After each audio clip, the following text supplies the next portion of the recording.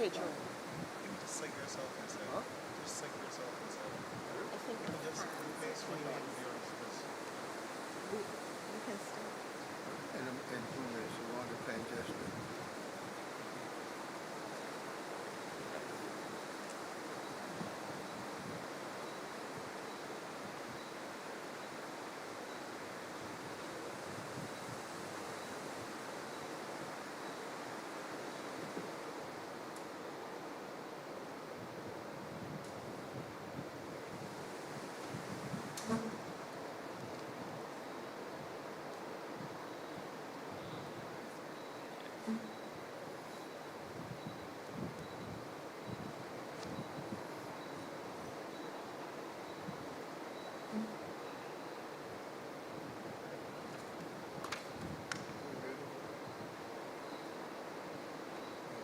Ready to start now. Mr. Young, we wait for you.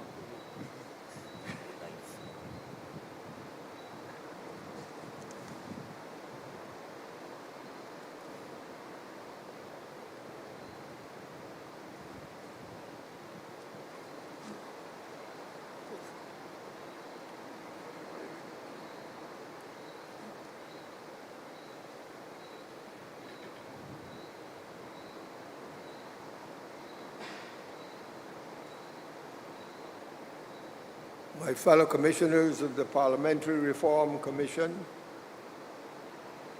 President of the Senate and former Member of Parliament for Christchurch East, Mr. Reginald Farley, former Attorney General and Member of Parliament for St. Philip South, Mr. Adriel Braffitt,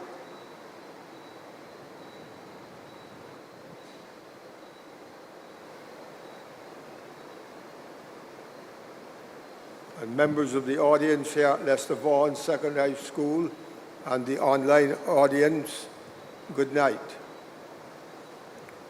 The focus of tonight's discussion will be on the Cabinet of Barbados, the role of ministers and their relationship with Parliament. I am as anxious as you are to hear what our distinguished panelists have to say. But I thought that as the chairman of the Parliamentary Reform Commission and as chair of tonight's proceedings, I would make a few introductory remarks before giving way to the panel. The first point I wish to make is that Barbados did not always have a cabinet. There was a time when the governor presided over a committee known as the Executive Committee, which consisted of members of the House of Assembly chosen from different groups. That committee was the forerunner to what we now know as the Cabinet. In 1946, Barbados experienced its first major constitutional advance since 1881, following which a system of semi-ministerial government known as the Bush Experiment was introduced by the then governor, Sir Grattan Bush. At that time in 1946, the franchise was severely restricted, and the vast majority of Barbadians were excluded from participation in politics. The trade union movement was in its infancy, and the party system was not at all fully developed. The old elite of a proud, white, and powerful white minority dominated the commanding heights of the economy and exercised a disproportionate amount of political influence. But by 1951, the masses were beginning to gain political control following the general elections, which was held on the basis of adult suffrage. Every man and woman over 21 was able to vote. Up until 1946, Barbados was governed by a system described as the old representative system, and the head of affairs was the governor as the Crown's representative, assisted by an executive committee. And this committee was the equivalent of the British Privy Council, which served as a link between the governor and elected representatives. The committee consisted of the governor, the colonial secretary, the attorney general, and any other person or persons appointed by the Secretary of State for the colonies on the governor's advice, provided there were not already members of the Executive Council. In addition, there was one person from the Legislative Council, precursor to the Senate, established in 1964. This committee was partly advisory, and the governor need not act on its advice even if the committee was unanimous.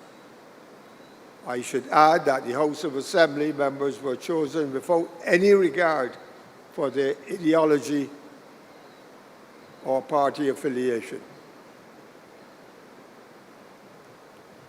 Cabinet government as we know it today was established in Barbados in 1958. Thereafter, the general direction and control of government on internal matters was passed to the Premier and his ministers meeting as a cabinet. And importantly, the governor did not attend the cabinet. Up to that point, the governor chaired ministerial meetings. But thereafter, 1958, he did not attend the cabinet.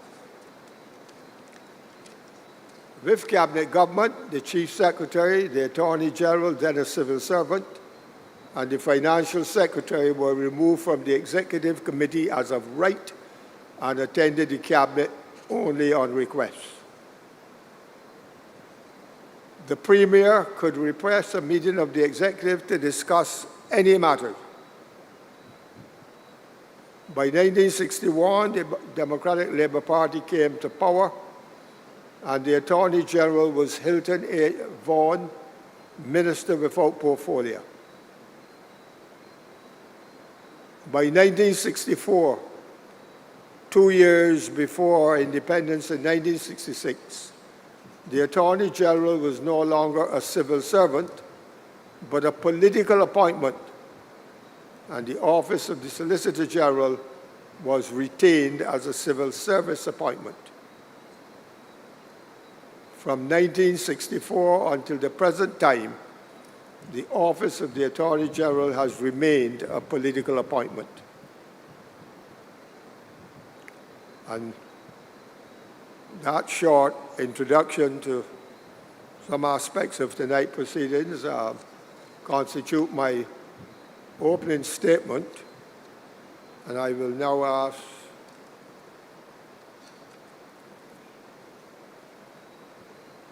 members of the panel to get ready to address us, and I remind you that on the panel are a member of the Commission, Parliamentary Reform, Ms. Maxine McLean, former Senator and Minister of Foreign Affairs, who will also share the panel with Mr. Braffett, whom I've already introduced as it were, former Attorney General, and Mr. Reginald Farley, currently President of the Senate and former Member of Parliament for Christchurch East. I don't know who is proposing to lead the sprint.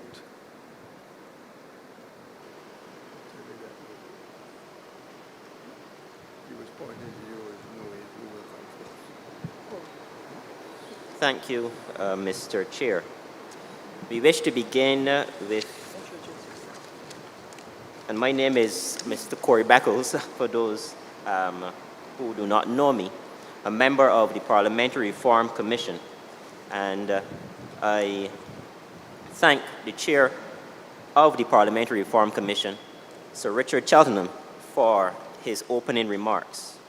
We want to continue by hearing from Mr. Adriel Brathwaite. Mr. Adriel Brathwaite, he will present for us.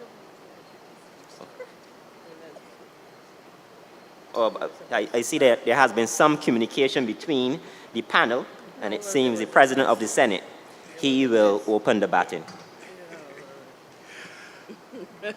Thank you very much, and good evening. Let me thank the Commission for giving us the opportunity to participate. I've attended several of the meetings. I was away last week. I missed that one on the Senate and its future or lack thereof. So I didn't absent myself deliberately. I was just not in the country. But an opportunity to engage with members of the public in discussion on parliamentary reform is very, very important. My brief opening remarks will cover some of the backdrop to the Cabinet, what it is, the question of greater accountability to the public, and where the initiatives be drawn from outside Parliament and so on. But to set some context, and let me also say I'm happy to share the panel with my two great friends. We were having some light banter before we began, and they said that is the context in which serious work should always be engaged upon. Some light banter to start. So, the matter of Parliament and Cabinet. First of all, these matters are all located within our Constitution. Our Constitution is our supreme law.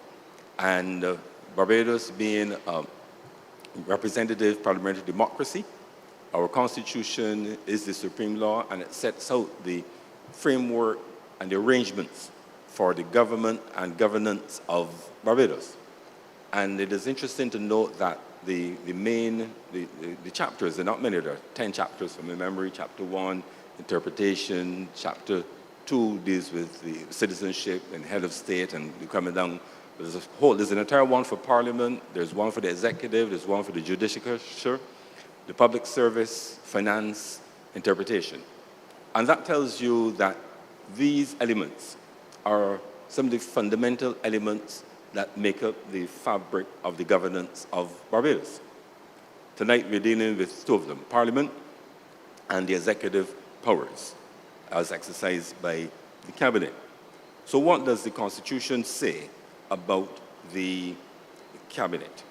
It says at section 64, there shall be a Cabinet of Barbados, which shall consist of the Prime Minister and not less than 5 other ministers appointed in accordance with the provisions of section 65. And it says in terms of its work, the Cabinet shall be the principal instrument of policy and shall be charged with the general direction and control of the government of Barbados and shall be collectively responsible, therefore, to Parliament. So the link and the relationship between Cabinet and Parliament is not a matter of choice, it is a matter of the duties set out in the Constitution. Cabinet is responsible to Parliament. Of course, this is all in keeping with the principles upon which our system of government and governance is based, which is largely still on Westminster principles, representative democracy, and so on and so on. Of course, the political scientists and experts will always make the point that one of the major differences between the day-by-day application of Westminster-style democratic principles, including and especially separation of powers between the executive and the legislature, is the matter of the size of the parliament. There, in the British Parliament, for example, you have a cabinet and you have a very large number of MPs because of the size of the country. In small countries, you need to have a cabinet to undertake to discharge the duties of general direction and control of the government, but the number of members of parliament that you may have will be smaller because of a smaller population and smaller geography. And navigating that space has always been one that the purists have found difficult. The practitioners have not really found it that difficult, in truth and in fact, because what you have in practice is really at the level of the executive and the legislature, more of a fusion than a separation. And that in itself is a pragmatic, realistic approach to matters. And as I make some comments on that, I will let you know there are still tools, even within the limitation of small numbers and the relative size between the executive and the legislature. There are still tools that keep the executive on their toes, on their feet, and from time to time, in various parliaments across the Commonwealth, the executive has been overthrown. Not in any militaristic way, but the ability to bring an end, sometimes prematurely, to an executive that has lost the confidence of the Parliament has been successfully achieved. And that, at the end of the day, is the ultimate check and balance. So that is, from a practitioner's perspective, how we've navigated that space of the separation. So the true separation really occurs between the legislature / executive, fully separated from the judiciary, some degrees of separation from the administrative arm, which though even falling under the executive, there are a number of guardrails and protections to ensure that there is a professional, independent, impartial public service to implement government policy and the choices that the executive has made, notwithstanding change in political administrations. And, you know, sometimes you have to, whether you're looking at the stock market performance and you see there's spikes on a daily basis and the market looks wild, over the long run, it looks so smooth and orderly.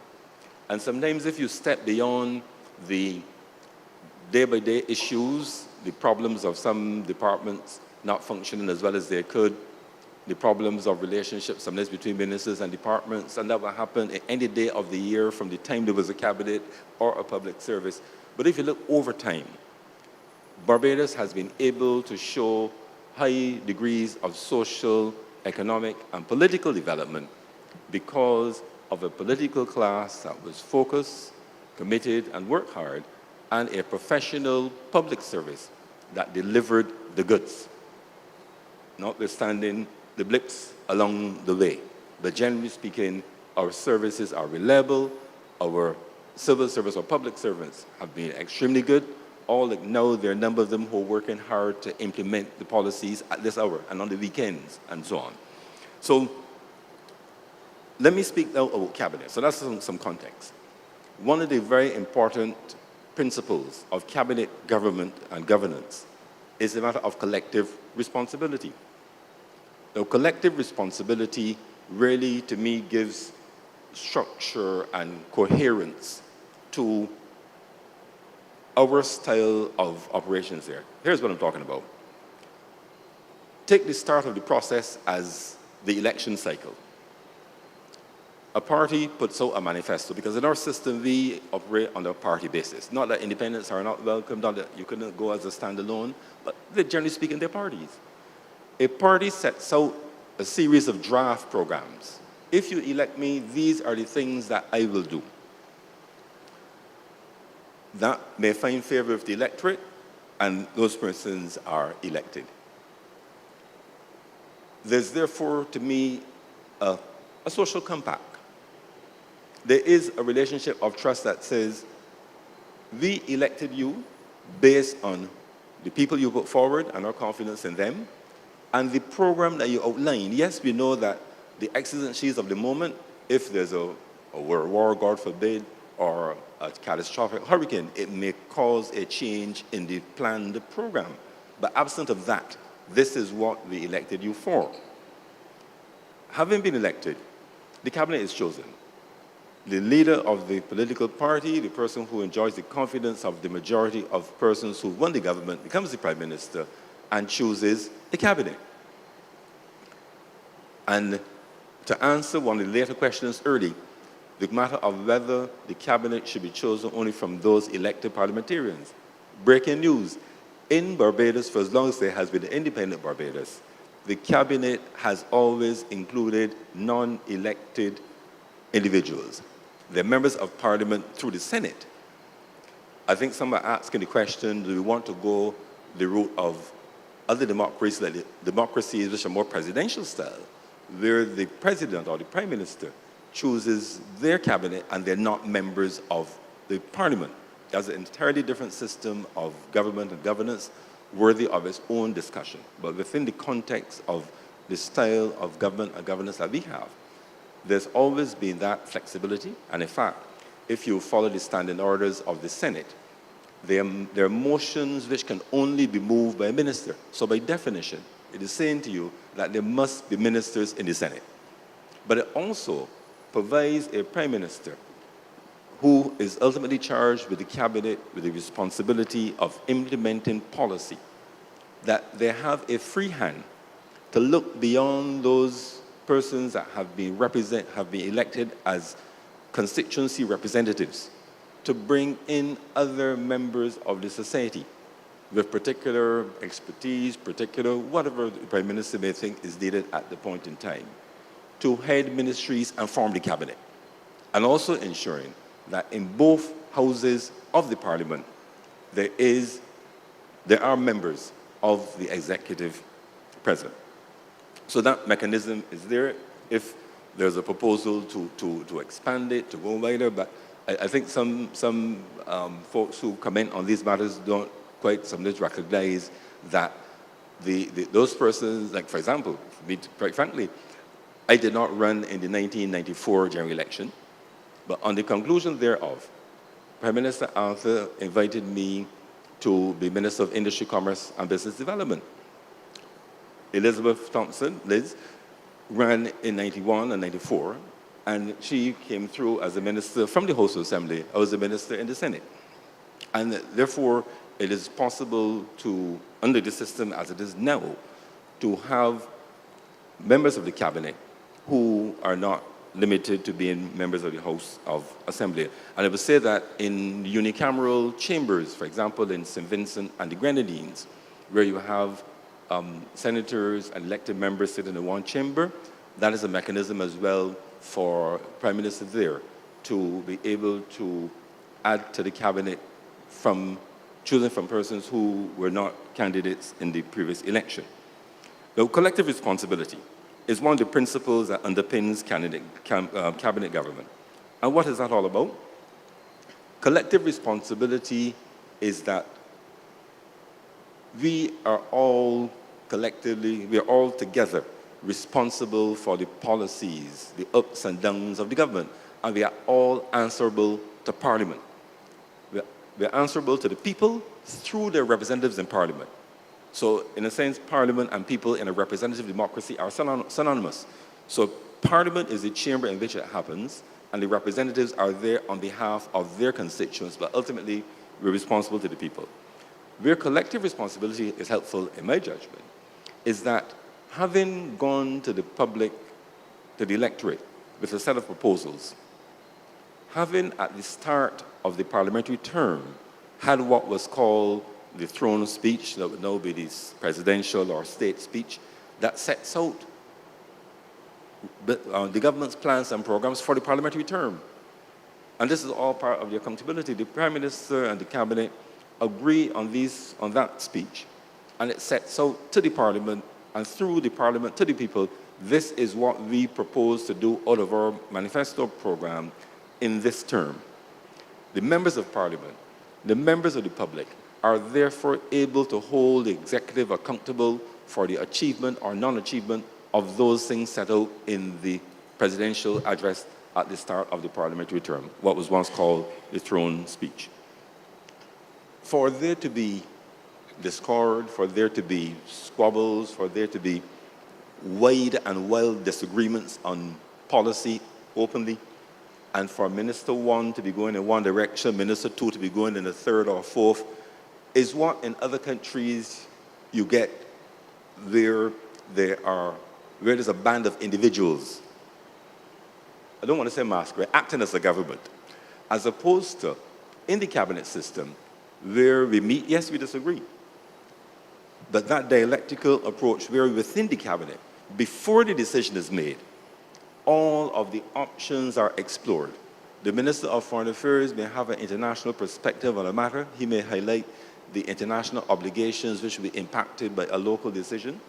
The Minister of Finance will have a view on a matter based on the costs that might be incurred. The Minister for the social sector will have a view based on its impact on the poor and the disenfranchised, and we could go on and on and on. And it is out of that rich cauldron of diverse experience, backgrounds, and ministerial responsibilities that comes a consensus, comes a single perspective from the executive that is then translated into law, translated into policy, translated into action.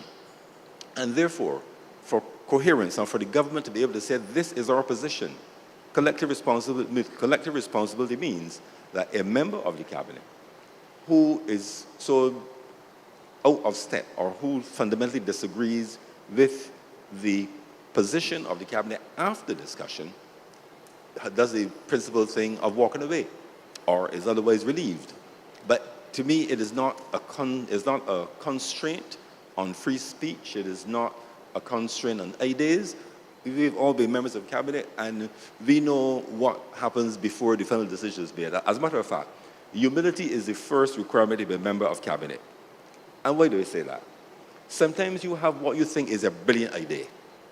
You go to your PS who thinks it's a brilliant idea.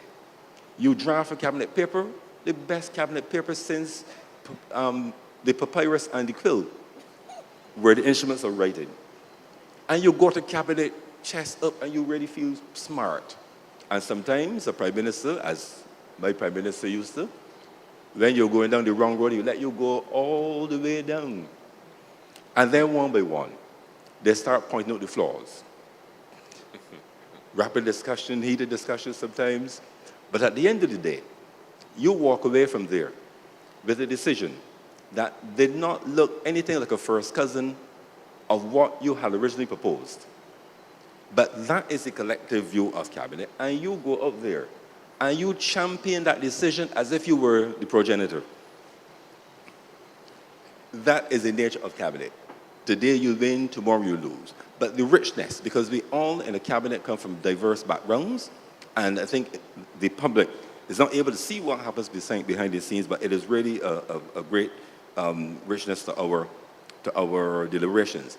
The other principle that we have to bear in mind as we consider cabinet and its role and responsibilities of Parliament and the public, you also have individual responsibility. As an individual minister, you are responsible for what happens in your ministry, whether you know about it or not. So it is your business to know. You can't say, I didn't know. You're responsible. And you can therefore be called to account by Parliament. There have been examples across the Commonwealth, Barbados included, of no confidence motions being brought against individual ministers for actions in their ministries. They may not all succeed, but the very intense debate, the scrutiny, the information that comes out, the possible political damage to the image of the minister can have its impact. And those are, again, are some of the checks and balances.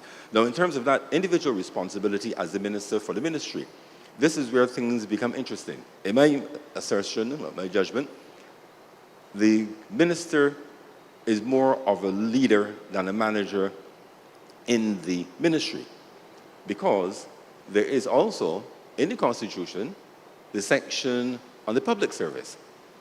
And there is a defined role for the permanent secretary as the accounting officer and the public service and how they're appointed and the degrees of separation.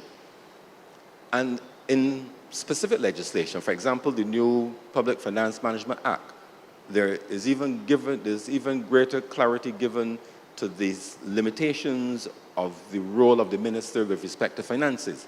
And there are even sanctions that if, as a minister, you were to order the accounting officer, permanent secretary, to do something which is ill-advised and will cost the government money, and you're cautioned and warning by the officer that this will have this result, and you still proceed to instruct that this must be done, that you, as the minister, can be surcharged. You pay back the money. And of course, there are limitations in terms of personnel issues and so on. So that navigating that day-by-day relationship, how do I get the job done? And what is that job? Remember, from the state speech, from the throne speech, you have your set of of things to do as a minister responsible for area X or Y, and or topic, subject matter X or Y, and you have to show progress at the end of the day. So part of that responsibility then is building the relationship with your CEOs in your ministry, your board chairman, your permanent secretaries, and being an inspiring leader. What I used to do, just quickly as I wind up in this first pass the topic, I would go to the ministry and make a pact with PS and staff. I would say, listen, folks, I do not plan to do anything which would make you ashamed to say that you were at this ministry. And I will hope that you do the same for me. Let us all walk away from this tenure, be it long or short, with a ministry that is brighter, more efficient, more customer focused, that when you go someplace and you say where you work, people will hold their head up and say, oh yes, as opposed to holding their head down in shame. And together we found common ground. Our roles and responsibilities may have been different. We took charge of different aspects, but there was that common commitment towards advancing the goals. And the other thing I would say quickly is that the minister has a responsibility to provide clarity. Your role, or the minister's role, as a representative of cabinet, is to ensure that clear policy instructions are given. If you don't give a clear instruction, anything can happen. I saw in Selwyn Smith's, no, I think it was one of the former retired permanent secretary's book. He spoke about the introduction of free secondary education. And Cameron Trudeau was the Minister of Education at the time, I believe, and he went to his permanent secretary and said, well, you know, we have to do this is what we have to do. And the permanent secretary said to him, you have to instruct me. So I just told you. He said, no, you need to write me and instruct me to do this, and I will get it done for you. So that clear instructions, what are the goals of the ministry? And I would say that some of the interesting developments that are occurring within the Commonwealth, there's a program called Commitment for Results that takes some of the modern performance management principles used in the private sector, modified for government, that senior leaders, ministers, permanent secretaries, CEOs are using these principles. Stated clear vision, known mission, identified KPIs, key performance indicators for the given year, which include both qualitative and quantitative. So customer service, absence of customer complaints, included financial goals and so on. So everybody is clear at the beginning of the year, the beginning of the parliamentary term, of what you want to achieve at the end, rather than, you know, you read a manifesto, you know, just get on with it. And I think that those practices, in terms of the execution of the cabinet mandate, are as important as the development of the goals and the vision. So vision without works really does not get us anywhere. And as I close in this first part, I have much more to say, but I know that the time is short. In terms of increasing accountability, I've noted, for example, over time, the Parliament has expanded the role of various committees. So, for example, in the Finance Committee, which is a committee of the whole House, we now have this situation where, in addition to, in the estimates process, we have the opportunity for senior officers of ministries to be able, in the committee stage, to come and to discuss with parliamentarians, answer questions, explain positions, and to me that has been extremely useful as a means of giving that information to the public, because we as MPs, we are representatives of the people, and in Parliament, the executive reports to us, reports to the people through us. The other quick initiative that I would want to make mention is the recent establishment of standing committees, 4 standing committees, which rather than, previously the only standing committee was really Public Accounts Committee and the Finance Committee. And all the other committees were ad hoc on an issue-by-issue basis. But you now have committees which have oversight for major social and economic policy areas, and those committees can bring experts from the private sector, the NGO sector, and involve the public more fully in the work. And finally, this is one that, because we've had it for so long, sometimes goes unnoticed or unremarked upon. There are some people who lament, oh, you know, but we don't get crowds in the parliament anymore. And I wonder, is it because A.J. Bradford and Reginald Farley and Maxine McLean talking nonsense and nobody wants to hear them? They're forgetting that for many years now, 100.7 by CBC, I think they use 94.7 sometimes. There's a YouTube channel, there's a Parliament TV channel that you can stay where you are, from Timbuktu to wherever, and watch and listen. You don't have to do it live. You can go back tonight and check what happened in the House today. And that kind of open democracy where, yes, the representatives are there in the chamber to take the reports of the executive and to hold them account on your behalf. But you can also, as citizens, be active in our democracy by paying attention, and you can make your responses, because those of us in the parliamentary space, we're responsive. Public opinion matters. And as I close, I want to say that the cabinet function is an important function in the political structure of Barbados. Are there ways in which it can be improved? I'm sure there are. I would be happy to hear those.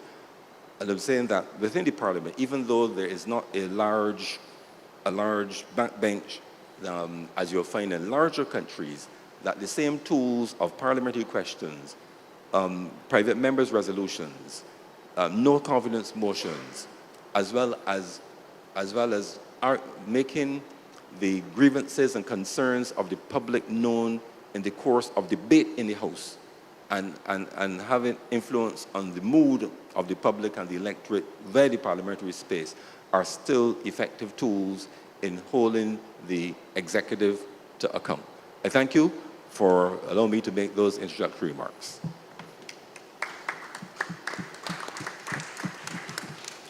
Thank you, Senator Farley, for that presentation. We are speaking this evening on the role of ministers and their relationship with Parliament, and I thank you, Senator Farley, for opening with the presentation.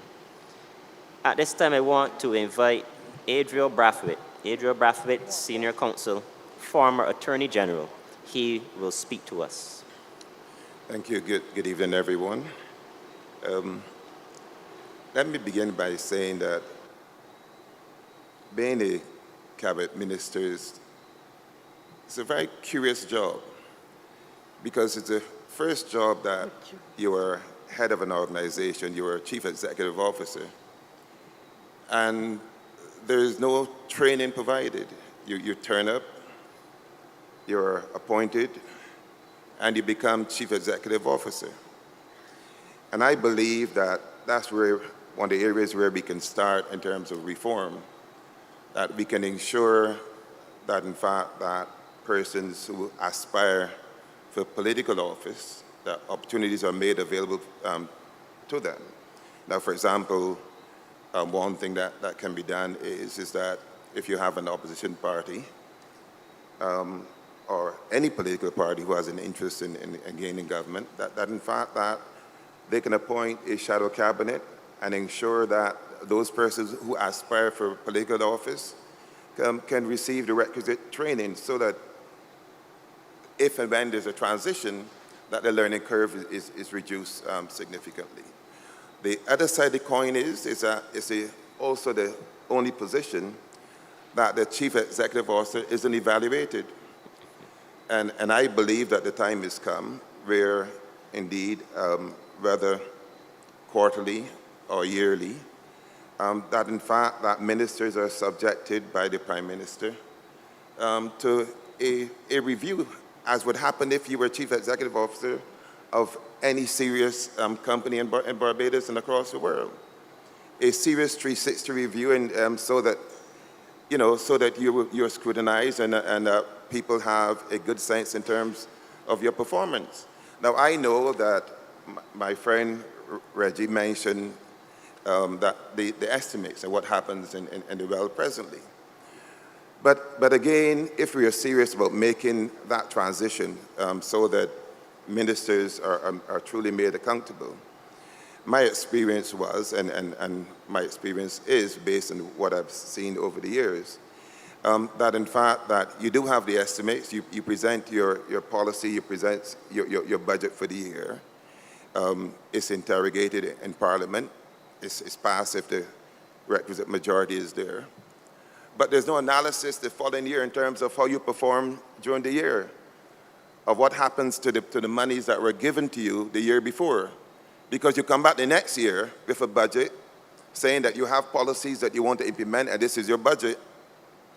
It is debated sometimes, or it may not be debated because you only have a week.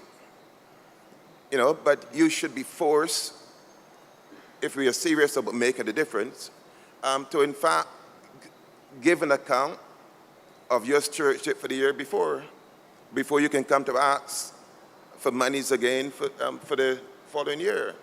These are things that I'm serious about in terms of how we can improve our democratic processes and how we can improve accountability to Parliament. Yeah. And because it should not be a case where, because you're a minister or your ministry, that every year, come April, you submit your budget and away it goes. Because we all know that you probably do about 3 or 4 heads, during the course of the week. And lots of ministries are not touched and debate in terms of their policies and their initiatives, etc. So some mechanism must be put in place for that. And similarly, I believe that we need to move in the direction of having serious question and answer times in Parliament by ministers. I think the first step in terms of having officers being subjected to interrogation, and I use that word loosely, that in fact that it should be indeed the ministers, because it's the minister who comes to cabinet, it's the minister who comes to Parliament and say, I need X for my programs.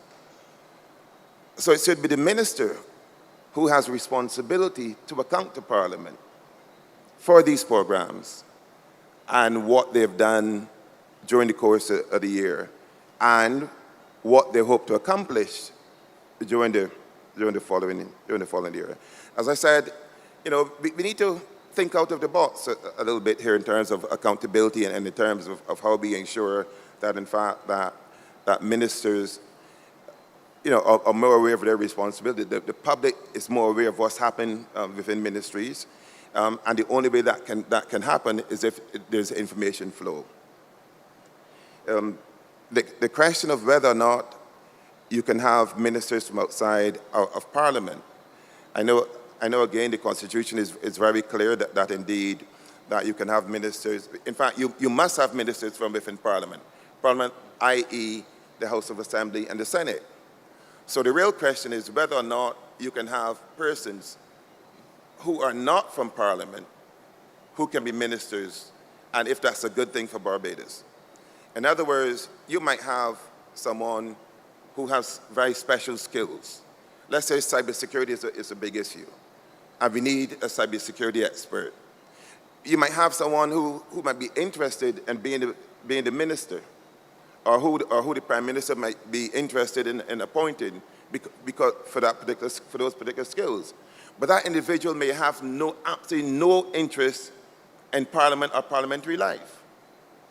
And that's why in some countries, that in fact that persons who are not members of Parliament and who are not required to be members of Parliament can become ministers. And according to my notes here, France, for example, Germany, and the Netherlands, that you need not be a member of Parliament, you need not even be a member of a particular party to be a minister.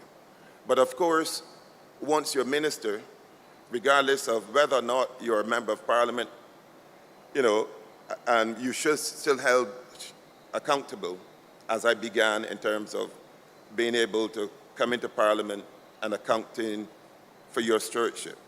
So I've expanded from Reggie's presentation in terms of that, yes, that presently the Constitution does allow us to have ministers who are not elected. But I'm saying that in fact that we can, if we so desire, go further and have ministers who are not members of Parliament.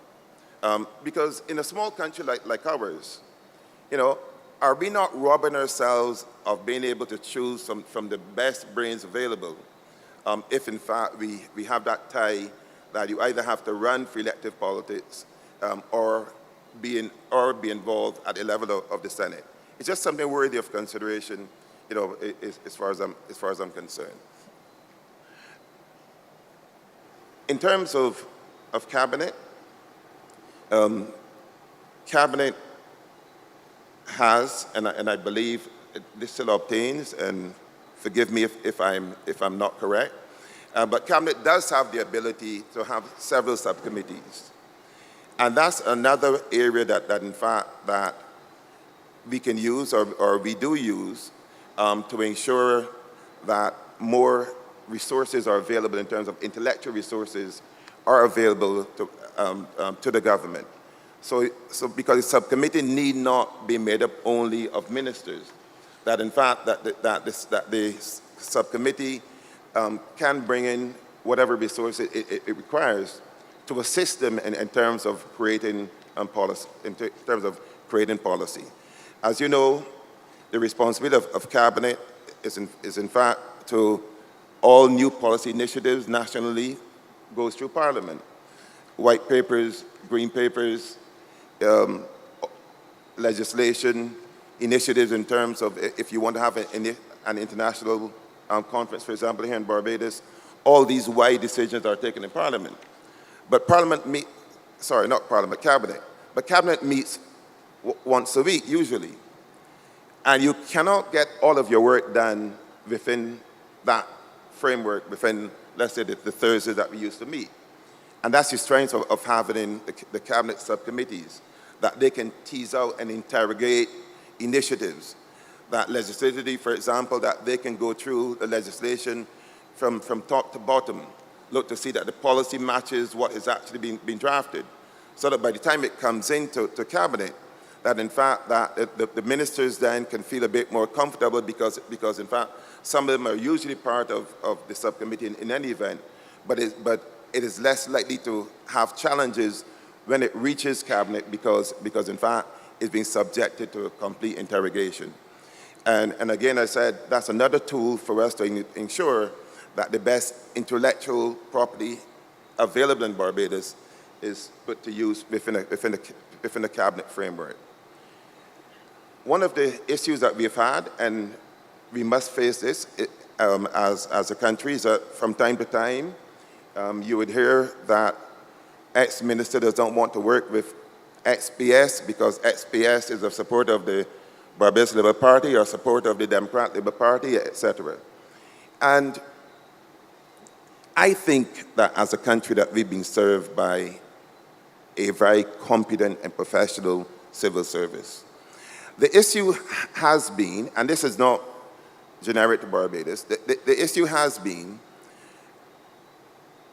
the style of the minister and whether or not the minister sees himself indeed as a chief executive officer and therefore he must be involved in all activities and the day-to-day activities of the ministry, which includes the departments attached to the ministry, or if he sees himself as a policy maker, and that in fact his role is to ensure, along with the permanent secretary and the senior officers, that in fact that the policy initiative that has been brought by him, that there's buy-in for it.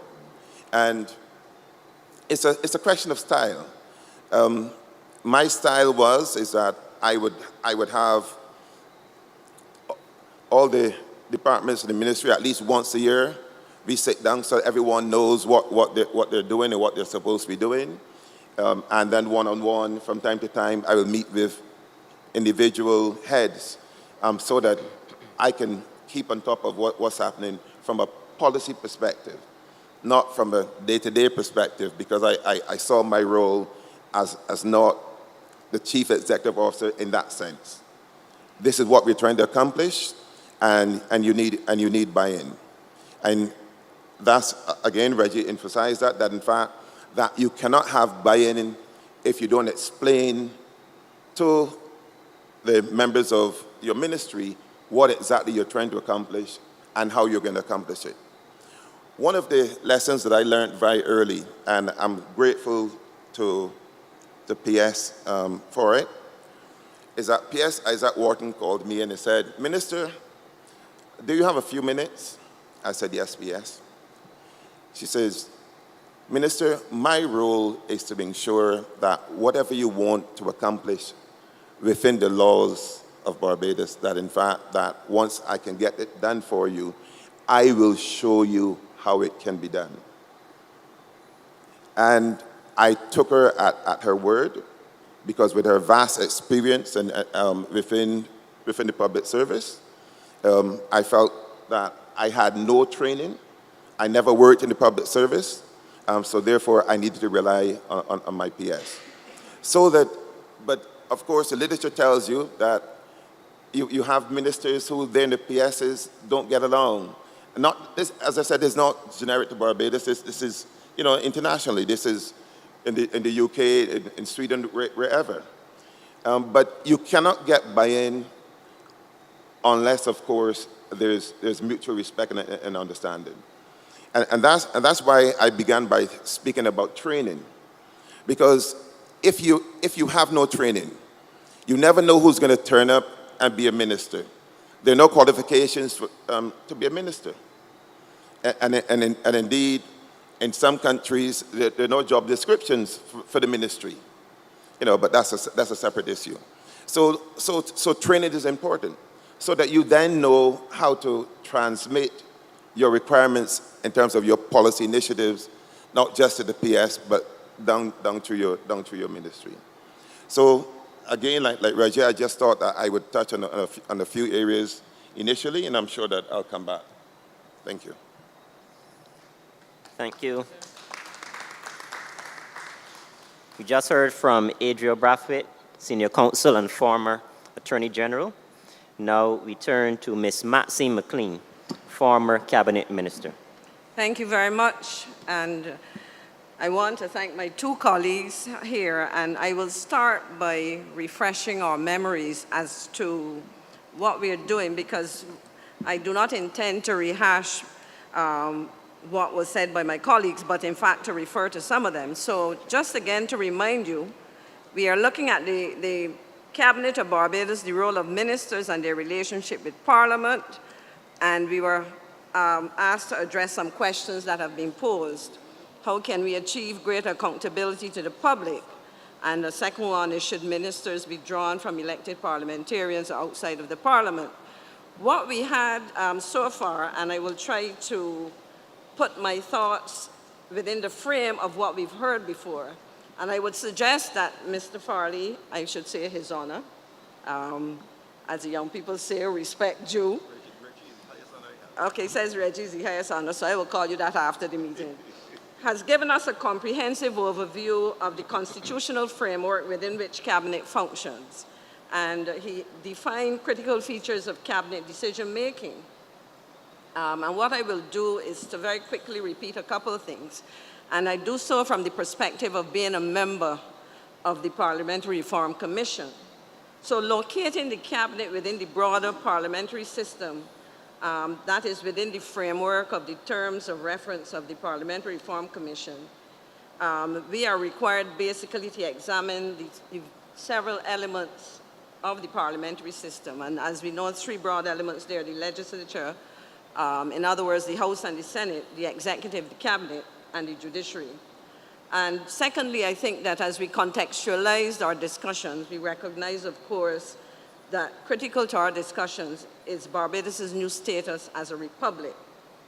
As we know, the shift from our status as a constitutional monarchy came on November 30th, 2021, when Barbados became a parliamentary republic. And so, with the abolition of the monarchy, we are now seeking to ensure that our systems are compatible with what we say we want as a republic. Reggie also, I said I was going to do it after, also stressed the context or the source of the power derived by Cabinet, and he cited Chapter 6 of the executive power of the Constitution, speaking to executive powers He also spoke to the selection, and I would want to reiterate a point made by my colleague and friend on my left here, Adriel Braffett, when he spoke about appointments outside of Parliament. And I think that is one of in terms of suggestions, because we had an overview, we had some suggestions, and I'll fall somewhere in the middle in a minute to talk about what it is to be a minister, or what my experience was. But the notion that we perhaps should contemplate where there is a level of highly specialized capabilities, skills, experience that we may contemplate doing as some other countries did, and we heard examples of some countries from Israel, that we may look beyond the elected, non-elected to non-associated, non-parliamentarian, because in the case of myself and Reginald did say that's how he started, we would have been appointed to the Senate and made ministers. But we are saying, what we are hearing as a recommendation, if you're talking about enhancing perhaps capacity, is moving towards a third kind of classification of appointments. So having said that, I want to say a little bit about my role as a minister. I was appointed first as a minister in the Prime Minister's office, but I spent pretty much most of my time as Minister of Foreign Affairs and Foreign Trade. And at the same time, I functioned as leader of government business in the Senate. And what that meant was, as Minister of Foreign Affairs and Foreign Trade, I had responsibility for, I would say, Barbados's face internationally as it related to foreign policy, but it was done within the context of foreign policy as it relates to domestic policy. And so, as a Minister of Foreign Affairs and Foreign Trade, you have an interesting relationship with your other ministerial colleagues, because your work in theory and in practice touches on the critical elements of policy, whether it is labor, it is trade, it is tourism, it is agriculture, it is social policy, because we engage as a country on what we call a bilateral and a multilateral basis, and therefore it was critical that as foreign minister you understood the nuances of, government policy as it related sectorally and so on. And so that was critical. The second aspect of my responsibility as it related to Parliament was that I was leader of government business. And what that required, according to the procedures, so to speak, was that I was required to pretty much often lead off debates. And I remember taking my first debate in the Senate was an estimates debate. And you are given 2 hours. Fortunately for me, and I see one of my former students right here, I had years of experience teaching. So to stand and speak for 2 hours and speak with substance and of substance was a little nerve-wracking. But as was suggested, in the absence of there was no formal training. You came into a system, and it so happened that the period of election coincided with a period in terms of the financial management of government, the whole estimate. So you're coming in at the end of a financial year.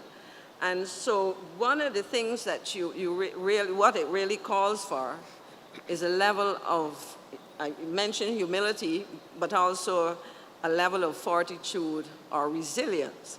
And so that was important. What I can say, though, however, in terms of my role in the Senate, because, as we heard, members of cabinet, other members of cabinet are drawn from the Senate, we also decided that it made sense, we being the members of the Senate, the government senators, that it made sense to expose colleagues to that role of leading off debates, and that worked very well because it allowed Barbadians to hear from my colleagues who had cabinet responsibility, their knowledge and expertise and whatever on these issues. And so that was important. I want to flip back to cabinet meetings because, as you heard, there was the whole issue of collective responsibility. But I want to say something about the question of the quality of decision-making.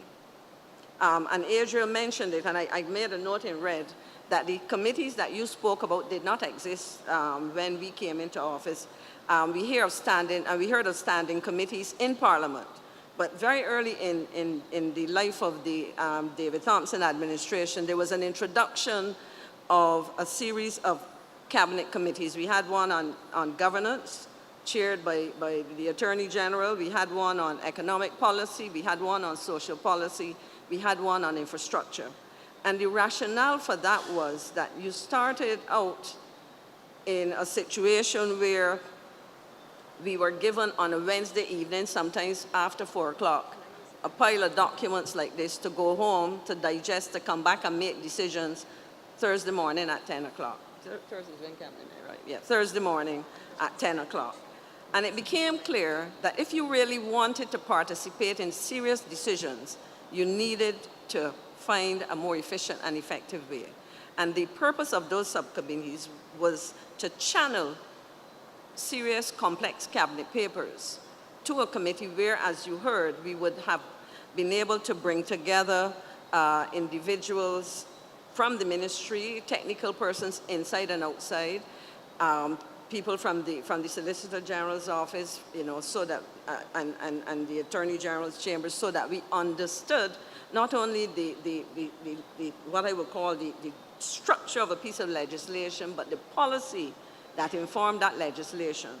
And so in terms of operating as a cabinet, those committees were very critical to enhancing the quality of understanding at the individual and collective level, but also at the level of ensuring that when a piece of legislation went to Parliament, it was well scrutinized, and the chances of having to perhaps revisit a piece of legislation after it had been passed would have been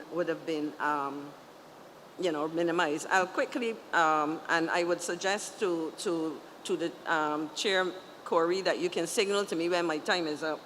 I also want quickly to say something about the minister and policy implementation, again, something that was touched on. Very important there is that while a minister leads his or her ministry, you are actually supported by the permanent secretary and other public officers. My situation, because of my background, I came to government as a person with 17 and a half years full-time teaching and management across the spectrum of management. My first degree was in public administration. I had worked in the public service. I also would have served on corporate boards, etc. So taking that experience together, it was a plus, and if I were not careful, it could have been a minus, in the sense that not only did I see before me former students of mine, which was a good thing, but I also knew that in terms of experience and knowledge, I perhaps understood some issues, but I had to avoid overstepping what I would call the boundaries of the role of the minister and the role of his or her advisors. And at all times, the advice of the technical persons would have been important. I recall, and I use this as an anecdote, I recall one meeting, because I often had meetings with heads of department, etc. And somebody was explaining something, and I sat patiently. And then I said, maybe that's not it, it should be. And when I started to speak, I literally saw a young lady before me, her eyes opened up. And I said to her, yes, I know a little bit about these things.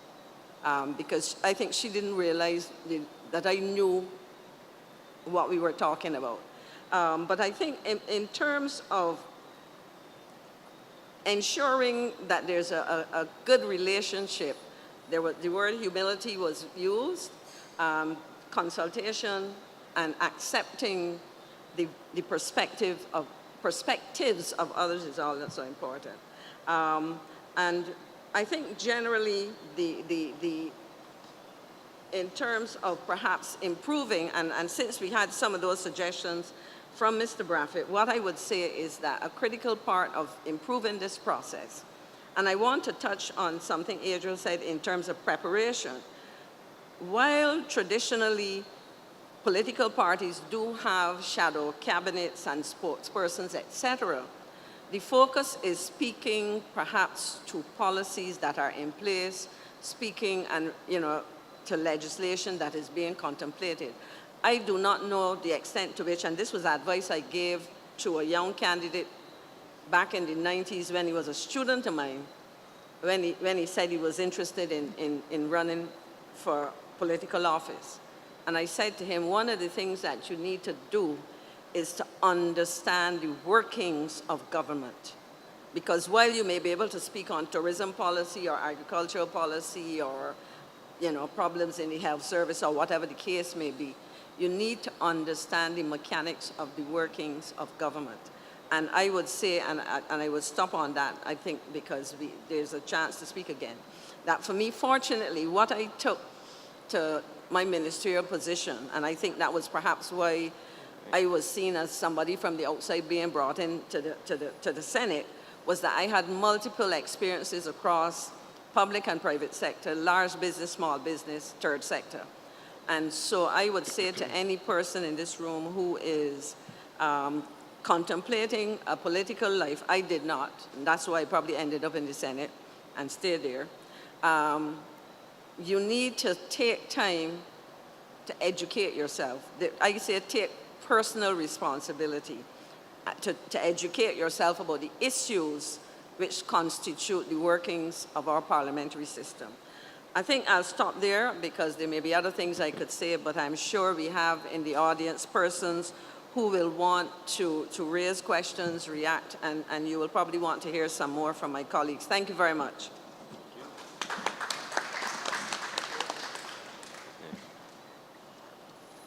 Thank you, Ms. Maxine McLean. Is there anyone in the audience who would wish to comment or ask a question?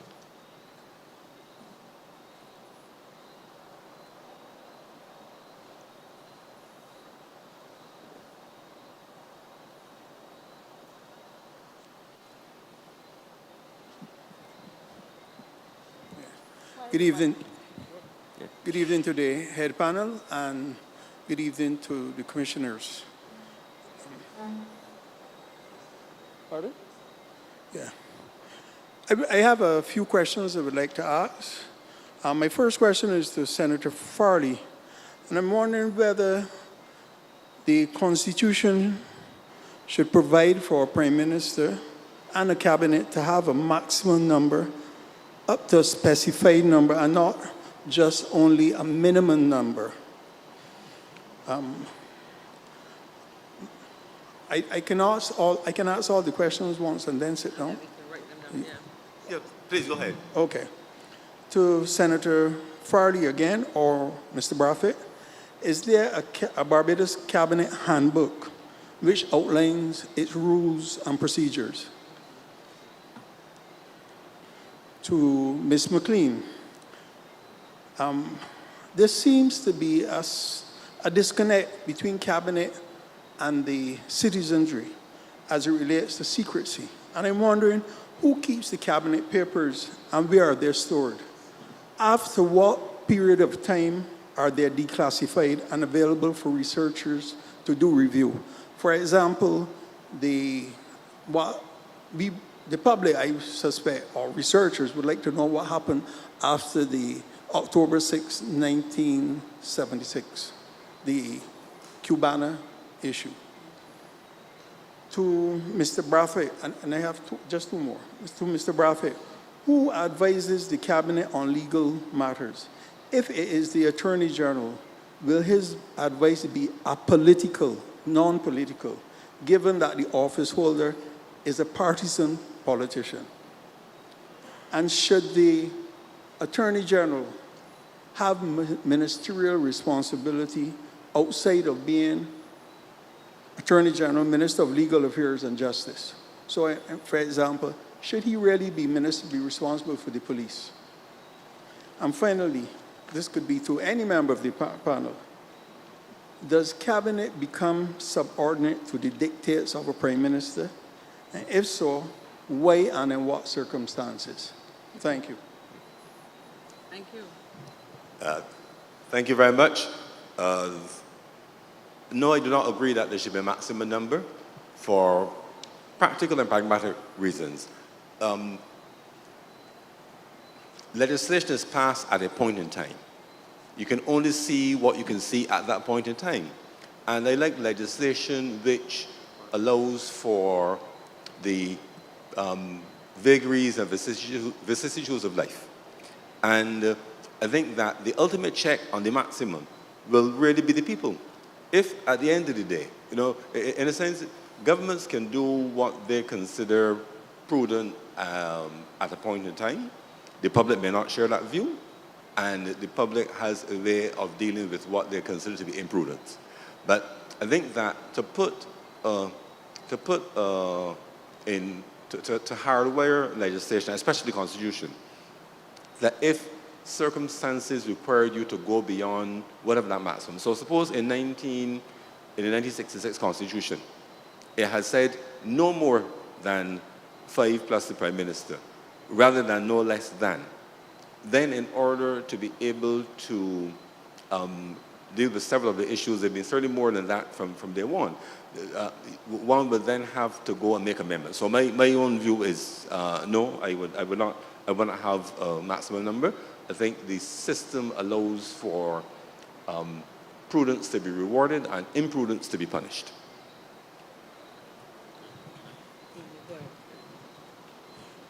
Permit me to comment. Can I go ahead? Yeah, you can go ahead. Right.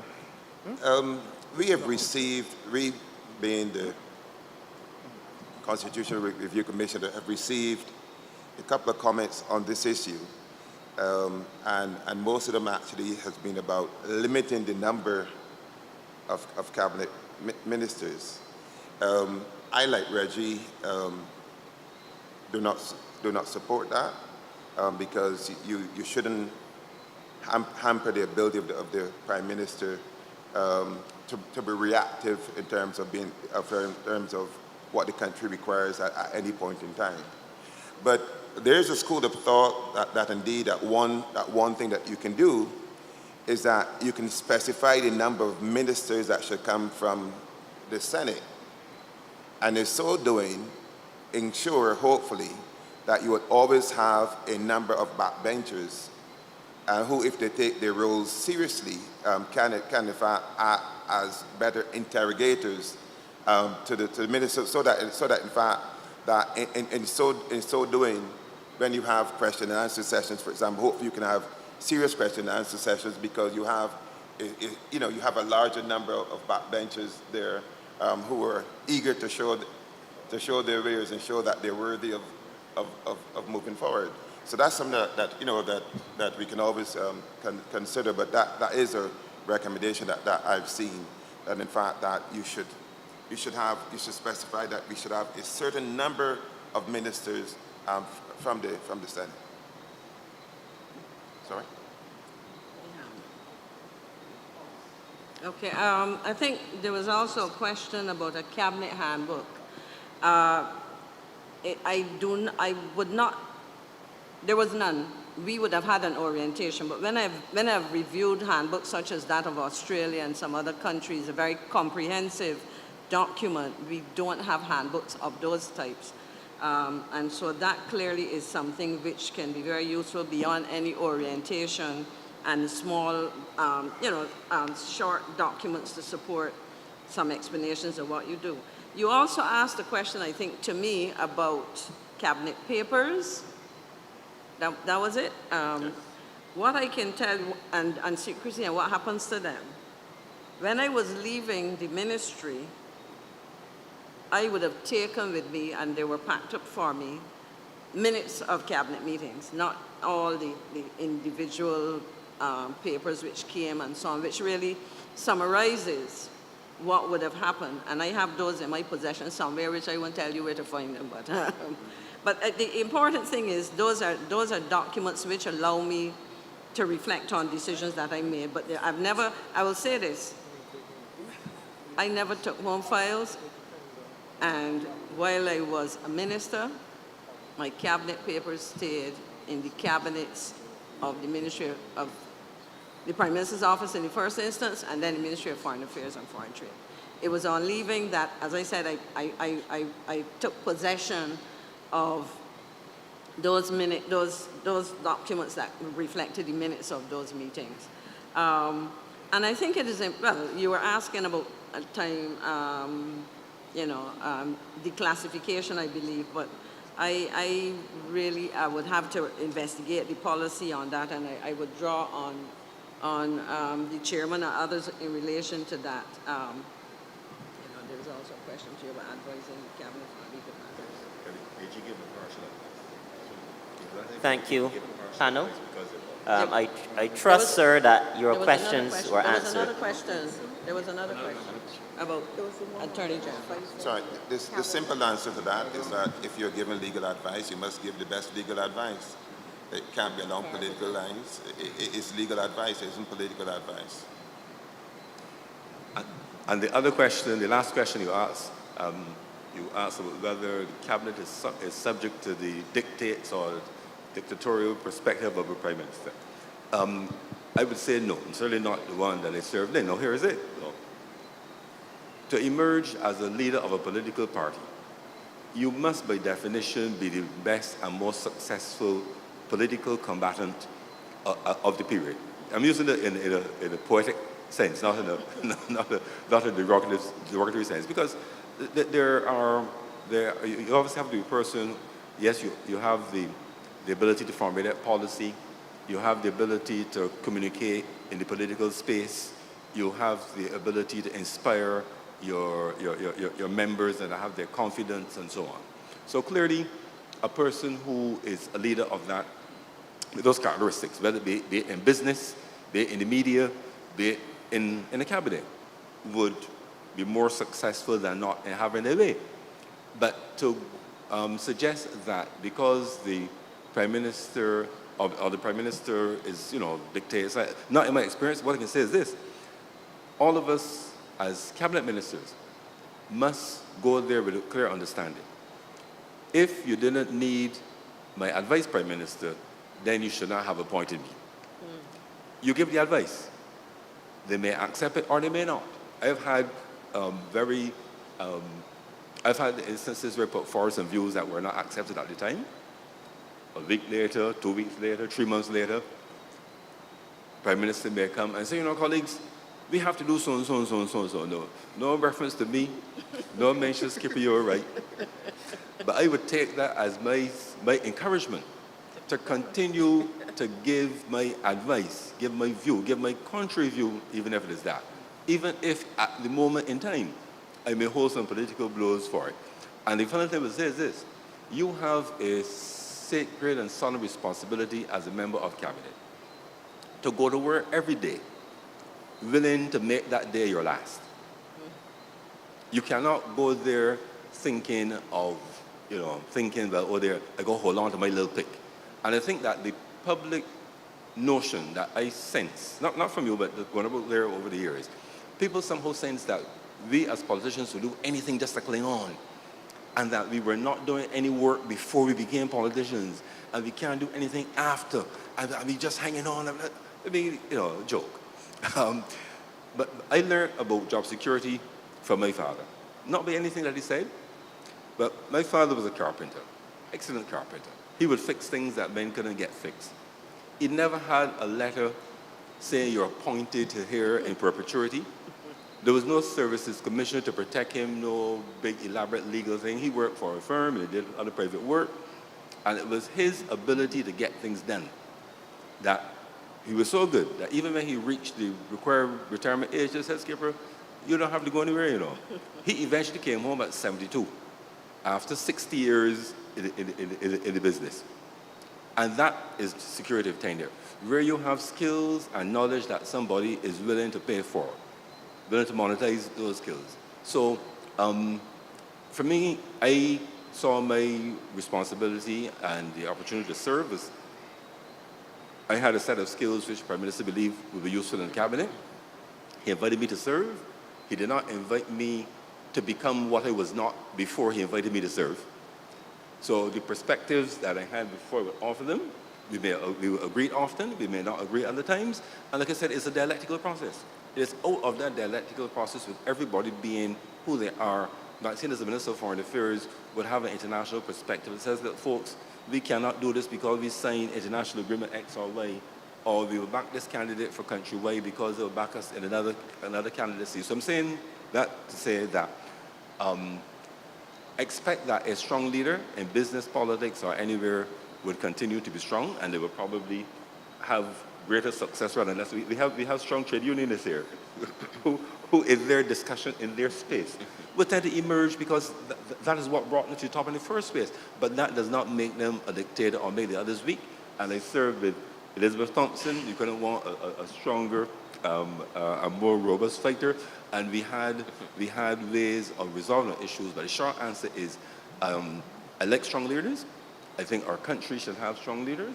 And I think really that in the business of leading the country with diverse interests, with diverse demographics, and in a turbulent world, I would rather have a leader who is at least able to win the thought battle, to be able to know when to give in to his colleagues, know when to take them to where they need to go. Moses got a rebellion from the people when he was leading them to the promised land because it took too long, and even on that holy mission, there was some rebellion, but he stayed firm. So no prime ministerial dictatorship. I was prepared to go to work any day to lose my job to save the country if it came to that. If a set of policies were being proposed that I think were not in the best interest, I would have resigned. So I used to tell my wife, if you see me come home early from cabinet today, it is because I chose to make a separate decision. And I think once everybody does that, and you enter the debate on the controversial issues, the contentious issues, but I've not experienced any situation in which we were ordered to take a position that we did not agree with. Thank you. Is there anyone else who wishes to make a comment or answer a question? Thank you, sir.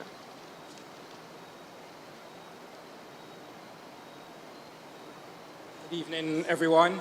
So the question there is there a way for greater accountability to the public? And I think we need to interrogate that some more, because I haven't really heard much in terms of how do we make the cabinet more accountable to the public and what are the mechanisms. Now, my friend Adriel mentioned one way perhaps is having that question and answer open to the public that ministers can then interact with the public. But how can we do that even more? My second question is, how does reshuffling a cabinet affect the cabinet? And how does that work? And we know that, as the question was asked about the Prime Minister being in charge and so on. But how does reshuffling a cabinet work, and is there need for discussion on that?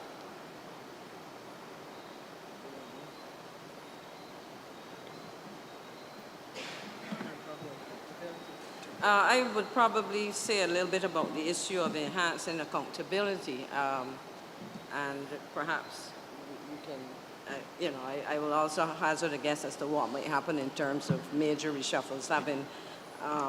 But I think part of the issue of accountability has to do with the provision of serious information on not only the decisions, let's say, of cabinet, but on the impact and the outputs, the outcomes of those decisions. So in essence, we would have heard reference to what happens after funds have been allocated to a particular ministry, or to a set of initiatives, etc. So what is the reporting mechanism? I mean, we have had sessions where public servants report on the state of infrastructural investments and whatever else. But how is that information communicated to the public in a way that is properly digestible, that does not unnecessarily cloud your mind, over providing more information than you can properly absorb and so on. So I think part of it is communicating decisions, but more importantly, impact of those decisions and evaluation. There's an interesting, I had the opportunity to meet the the rule of Dubai. And there's a book he wrote, and this is one of the things he did with his cabinet. Every year, there was an evaluation of each ministry, and the results were posted on the outside of the ministry. So you could see, I mean, this is kind of extreme, but you could see, and I'll share the book with my colleagues so they can, of the commission, but you could see the performance. So you can imagine the feeling not only of the minister, because the minister is not the minister and the ministry staff. So there was, it's like saying to my son, if you do something wrong at school, I'm going to come to school and beat you.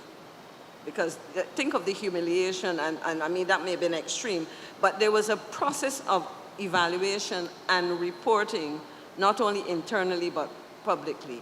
Accountability, when you speak of cabinet accountability, you also have to think, because cabinet essentially is responsible for policy. Implementation is by and large that of the public officials, the administration. So when you talk about accountability, and I'll stop at this, it has to, in order to speak to the accountability of the cabinet, that is to the individual and member and collectively, you also have to have a systematic way of evaluating the process of implementing of those decisions. And I think that has to factor in there, because it isn't something that happens, ministers waving a wand and getting things done. So that accountability has to move along the entire decision-making and implementation process.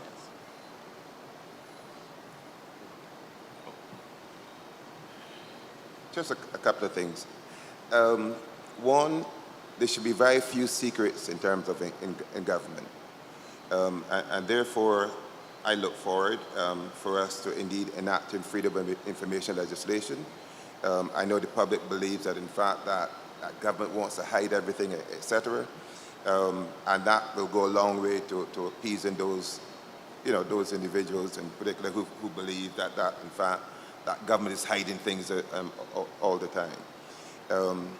And of course, if you have more discussions, one of the responsibilities of a minister, for example, I believe, is not only to ensure that his policy is transmitted correctly and effectively down through his ministry, but in fact to the public. So he can use opportunities when he meets the press to engage them. Just like how the press will come with their agenda, with their questions, you can go to them, with your policy initiatives and share with them, and hopefully that way they can be conduit between you and the populace. Yeah. So, the issue in terms of reshuffles, just like the choice of ministers is purely the prerogative of the Prime Minister. Ironically, this afternoon in my reading, one of the sections that I read was a comment in terms of the number of reshuffles that they've had in the United Kingdom over the last 10 to 12 years. Mm-hmm. And I think the author suggested that indeed that the frequency of the reshuffles have inhibited ministers to effectively implement their policies, because on average ministers were serving for just over 2 years. Mm-hmm. and it probably takes about 2 years to get your legislation, get your policy in place so that you can champion it. So that's the other side of the coin, that in fact you shouldn't just reshuffle for the sake of reshuffling. It must be some rhyme or reason other than the fact that the media determines that well, we haven't had a reshuffle recently. Why have we had a reshuffle? Thank you very much to the panel, and also to Sulman Bulbulia for the question. He is also a member of the Constitutional Reform Committee, and we thank you for joining us this evening. I want to read a comment from Mr. Moore, David Moore, and the comment is: the structure of government will have to be modernized for the new republic. And perhaps the Constitution may need to be tweaked a bit, with full public consultation and surveys being carried out. Also, greater community participation with full representation from each parish, a council of elders perhaps, actively playing a role in some of the decision making. I just want to read that again. The structure of government will have to be modernized for the new republic, and perhaps the Constitution may need to be tweaked a bit, with full public consultation and surveys being carried out also. Greater community participation with full representation from each parish, a council of elders perhaps, actively playing a role in some of the decision making. The panel need not respond, but if you so desire, you can to that comment. All right. And unless there are any other persons in the audience who wish to comment. Yes. Yeah.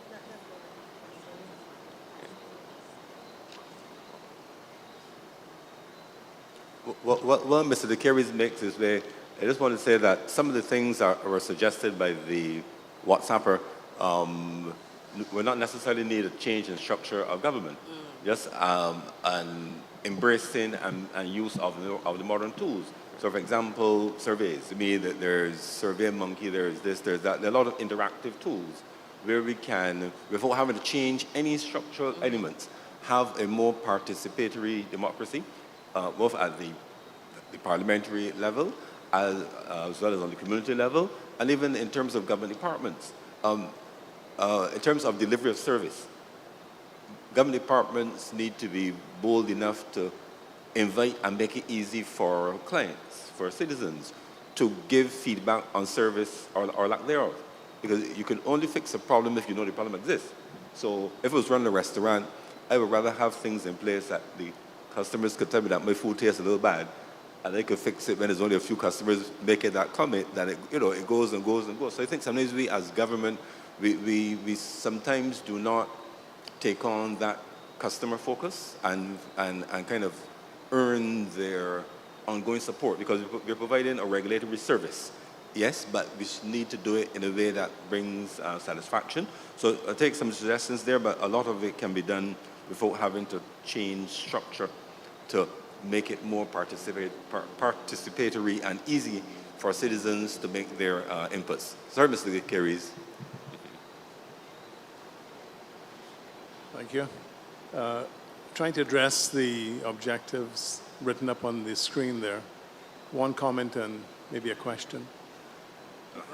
The issue of non-parliamentarians being in the cabinet, I would support, obviously with a limitation, maybe 10% or 2 people. I think the objective of getting specialized help from people who are not particularly interested in going into Senate or into Parliament, and unfortunately, from an external perspective, the attractiveness of both the Senate and Parliament is not particularly great from an external perspective. I don't know how parliamentarians see themselves in terms of the perception of people in other parts of the community. Sorry. Not here. And if I go any closer, I'll be eating it. Oh, yes, yes, much better. Okay, so maybe just to repeat very quickly, I'm in support of having up to maybe 10% of the cabinet being external people, that you can get the resources into an important decision-making body, but without the elaborate procedures of going through Parliament and the Senate. The second one is really a question for our esteemed panel. The issue of accountability comes up in many, many ways. I actually think in Barbados we have a very, very serious challenge with accountability. And the issue really is accountability is providing an account. So when you provide the account, what happens then? And the Kadir sort of mentality is very prevalent, and in fact, in many cases, and this runs right through the private sector, so they're not exempt from this sort of feeling, nothing actually happens, and the more senior you go, the less something happens. So the question I have of the three ex-cabinet ministers, what actions are available and to whom in order to hold cabinet members accountable? Thank you. Thank you.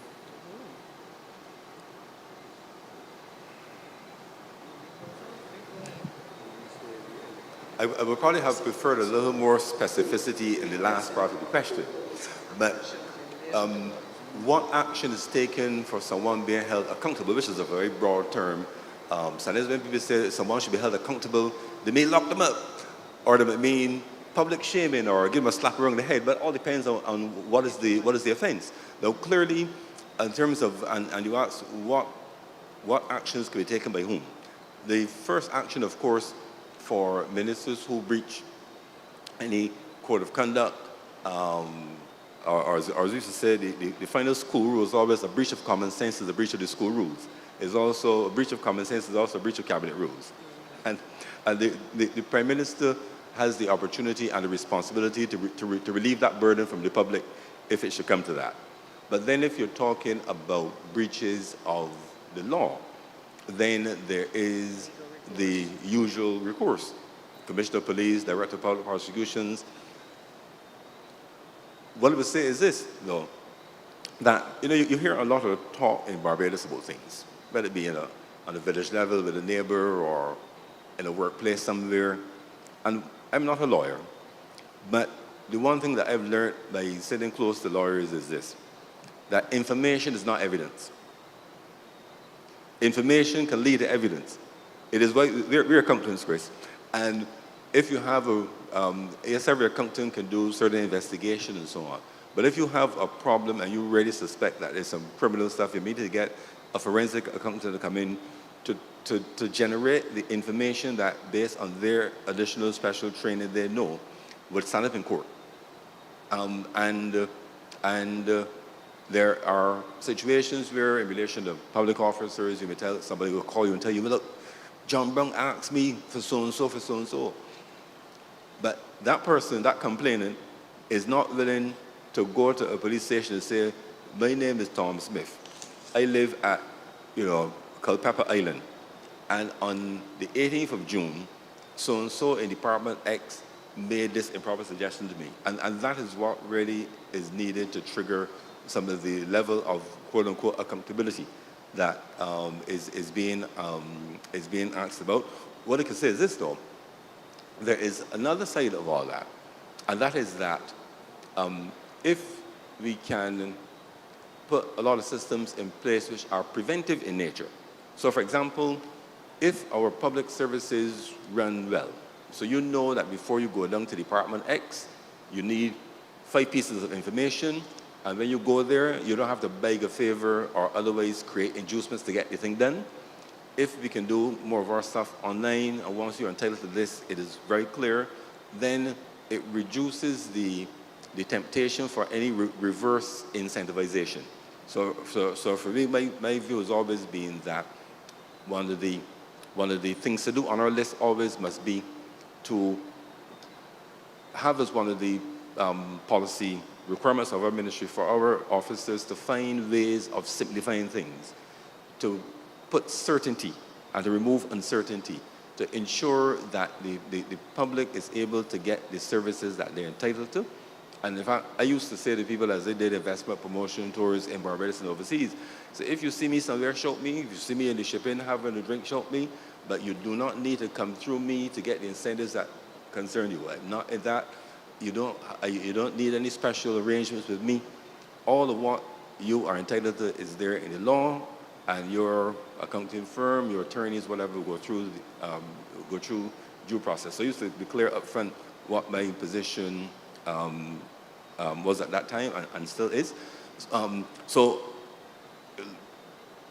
due to the lack of specifics in your question, Chris, I'm just stating some general principles really which that our systems in government need to be more certain, where one does not have to ask anyone, whether they be a clerical officer somewhere or a minister, to facilitate a process that should be easy and automatic and human-proof, and that where people do, in fact, match the crease, because those are things that cause a loss of confidence in the public concerning their ability to get their just due and to get their services done, that we should apply all of the sanctions which are available, from relief from the duties to any other sanctions that the law would allow. If I might speak to that, because like Reggie, you were not specific, and therefore if you're talking about accountability, I think what I was trying to capture your words, what actions are available and to whom? Actions in relation to what? Illegal activity on the part of a minister? Are you talking about poor performance? No, I want to say, because I have had the opportunity to sit on both sides of the fence as a private sector, as you are, because we tend to hear these things. And I want to start with illegal activity. And the question is, when we talk about accountability, in the same way that I mentioned that when we're talking about performance, we also have to recognize implementation is part of the final outcome. And therefore, the two sides to the coin is that who's also going to hold accountable the other partner to the crime. Let me look at it that way. Poor performance, as you said, you can be asked to exit the cabinet. Poor performance as an MP, you'll be asked to exit the constituency or whatever the case may be. But I have a difficulty sometimes with the notion that somehow these cabinet members or these politicians or these MPs or whatever are actors out there by themselves and of themselves, getting involved in tainted behaviors and whatever, when in fact it is. So my whole question of accountability has to do with both sides of the coin. I'll give you an example in terms of my ministerial responsibility. In my first 11 months, I was responsible for immigration at a time when we had a lot of problems. But I had said to my permanent secretary, before I leave here, I want to lock up one of the employers who was holding on to passports, holding on to salaries, and treating illegal immigrants in very shabby ways because they know they did not have the recourse to the Labor Department and so on. So the point I'm making is there are two sides to a coin. And so when we say that, you know, there's a point in the fingers at the politician or the cabinet member, but as I said, we have to understand. Reference was made to 360 evaluation. Let me say we need a 360 when we talk about accountability as well, and that's important. And the point was made that in terms of what I would call the internal aspect of it, meaning performance on the job and so on, outside of matters illegal, that is the purview of the Prime Minister, who appoints, and the word they like to use is appoints and disappoints. Thank you.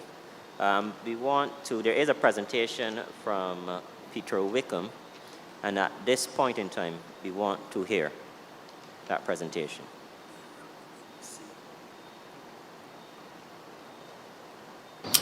Hi, my name is Peter Wickham, and I just wanted to add my voice to this whole matter of the role of the cabinet. I have a simple concern. We have a principle called collective responsibility that says that cabinet members are collectively responsible. And we also have a principle that suggests that the lower house should scrutinize the work of the executive, which is one of the principles enshrined in our Westminster system of government. My concern is that the tradition in Barbados, as is the case across the Caribbean, is that the size of the cabinet makes this impractical. So whether it be the current Mia-Motley administration, which has a large cabinet, or alternatively the previous Frando Stewart administration, which had effectively included all of the sitting members in the cabinet, you have a situation where the backbench is unable to supervise effectively the work of the executive simply because the cabinet ultimately takes into consideration virtually the entire backbench, either now or alternatively the backbench that was on the side of government in the previous administration. So the proposal is basically that we look at a constitutional limit on the size of the cabinet. This is done in the Cayman Islands, where there's a constitutional limit placed, so that at all points in time, the backbench would cumulatively be able to run an effective check on Parliament in much the same way that it would have been in 1994, when we had effectively a recall of the leadership through Parliament working and scrutiny. That's essentially my only concern. I think that we should consider placing a constitutional limitation on the size of cabinet so that regardless of who the Prime Minister is, that person would be precluded from making the cabinet so large that it threatens the ability of Parliament to scrutinize the work of the executive. Thank you very much.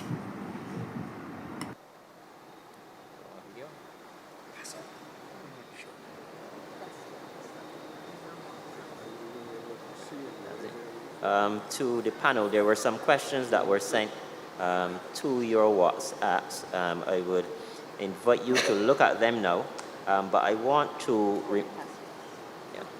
remind the audience, those who have joined with us online, of the terms of reference of the Parliamentary Reform Commission.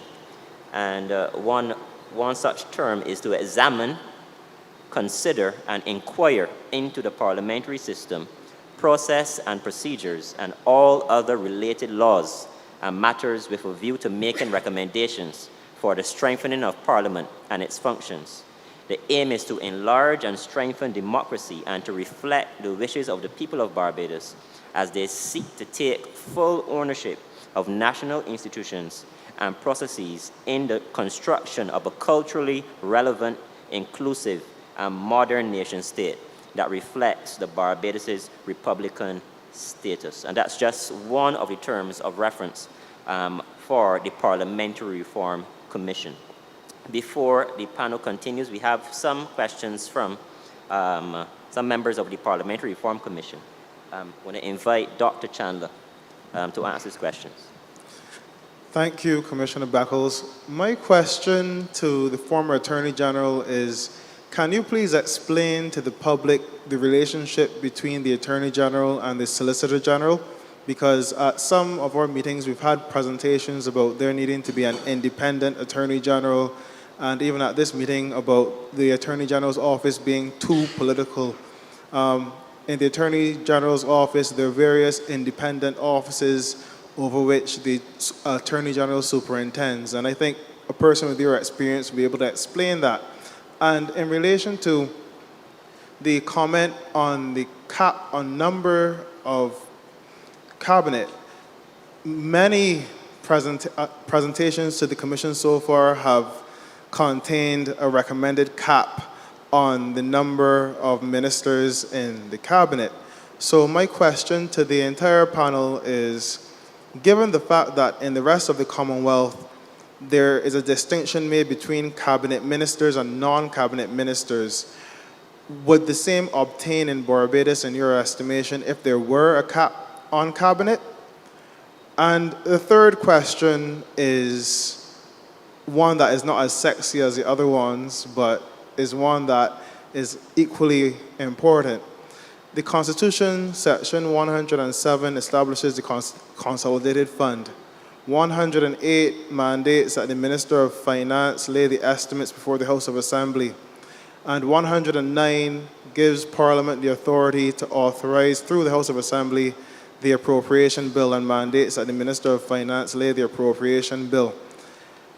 Can you comment, please, on the relationship between Cabinet and Parliament over the control of public finances, and whether the exclusion of the Senate from dealing with money bills, and if one of you can explain a money bill, whether that is a hindrance to Parliament's oversight over Cabinet and the public administration of funds?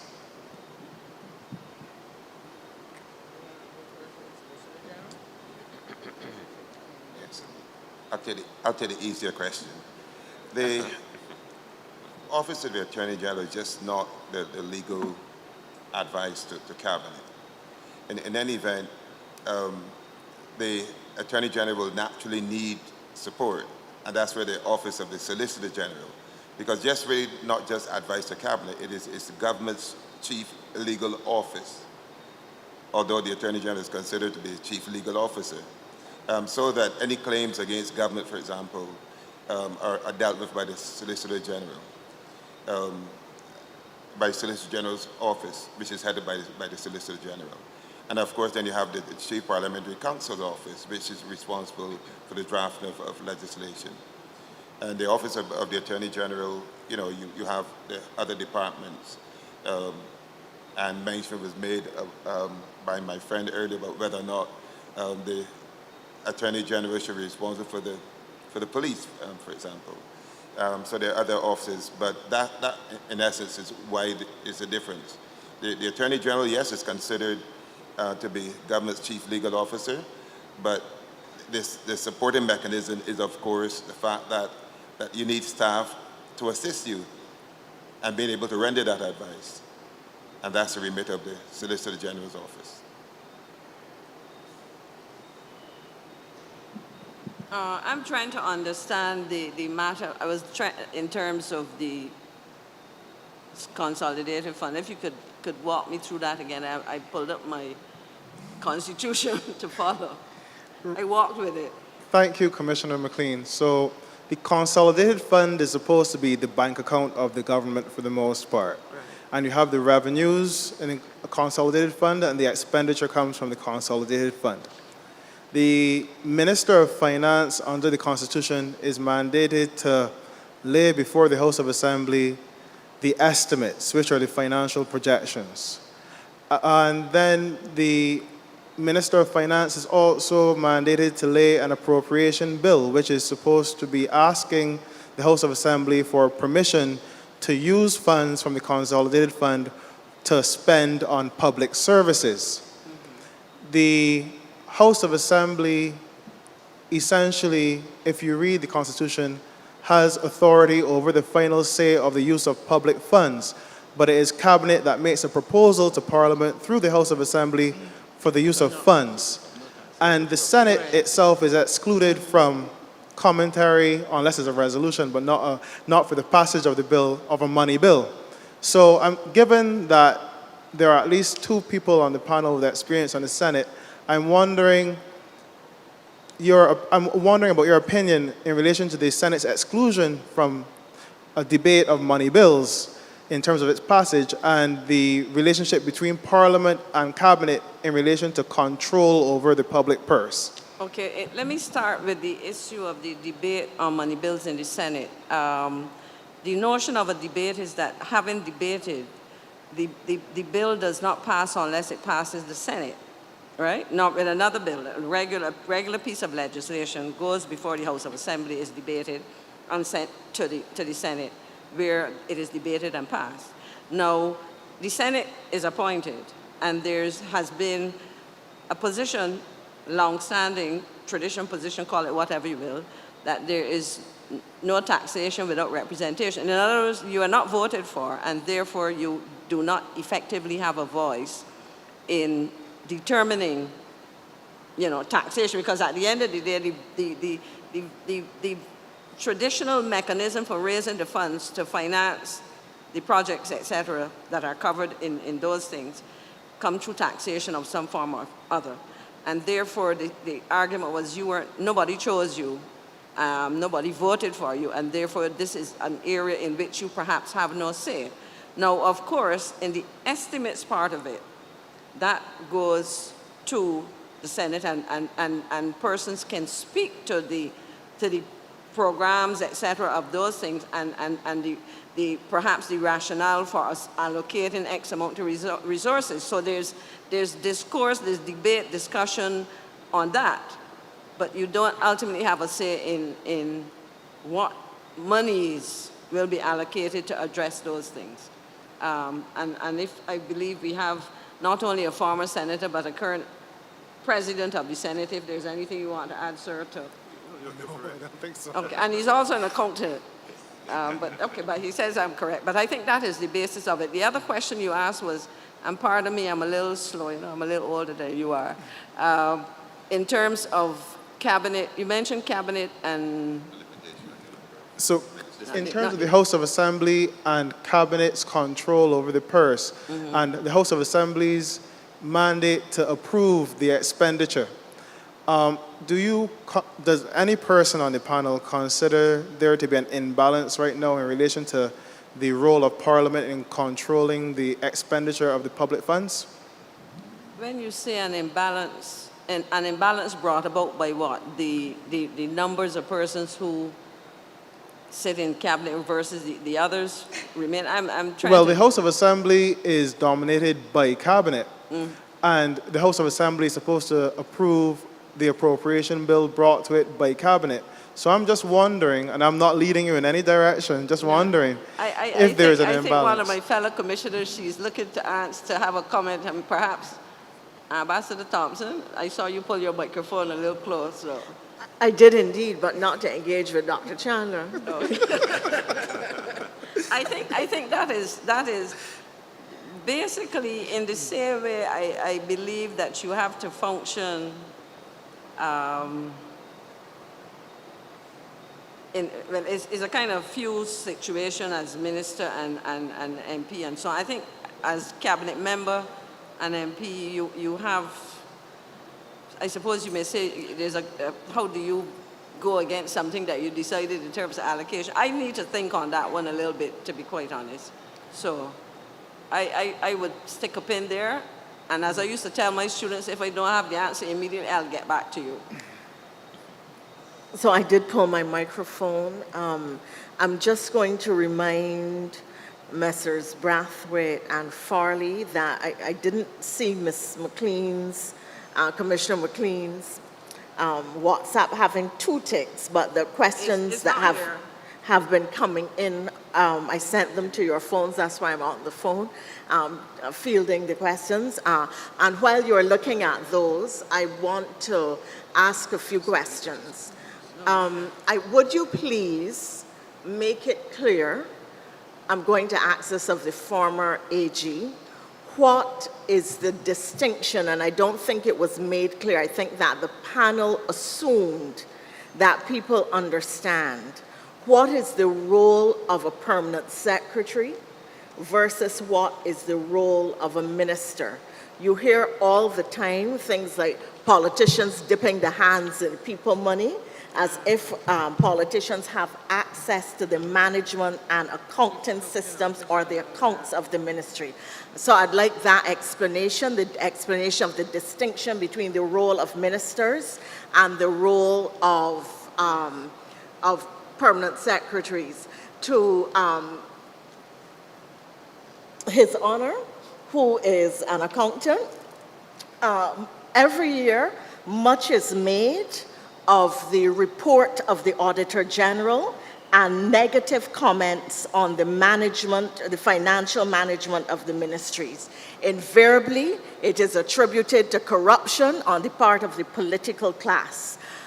In my experience as a minister, the negative comments in the Auditor General's reports really come out of management issues. And I'm going to give a typical example because very often I don't think people understand, and I was hoping that you would explain the process and what happens and so on. To give the example, let us say that you have a business selling food, a retail business. So let's call it Best Foods Barbados Limited.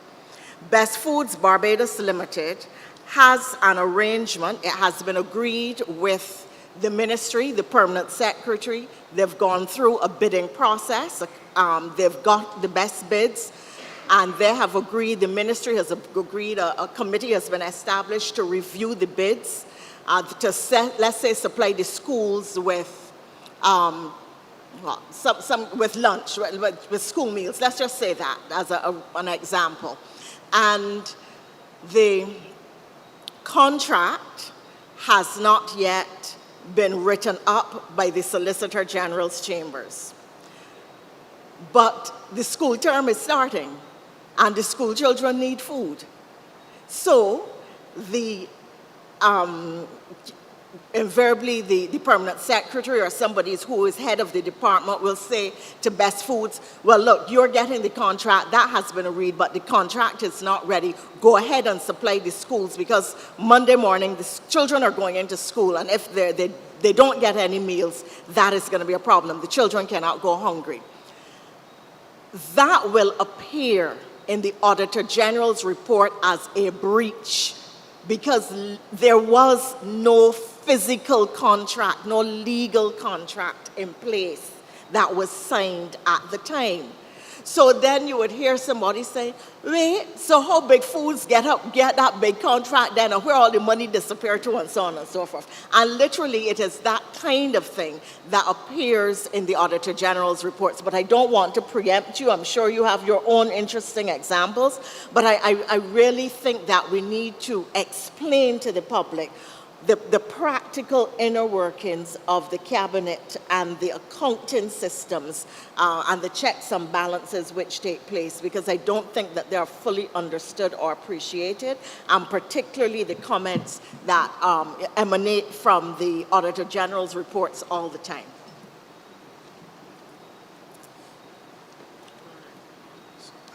So let's recap in terms of what is the role of a government minister.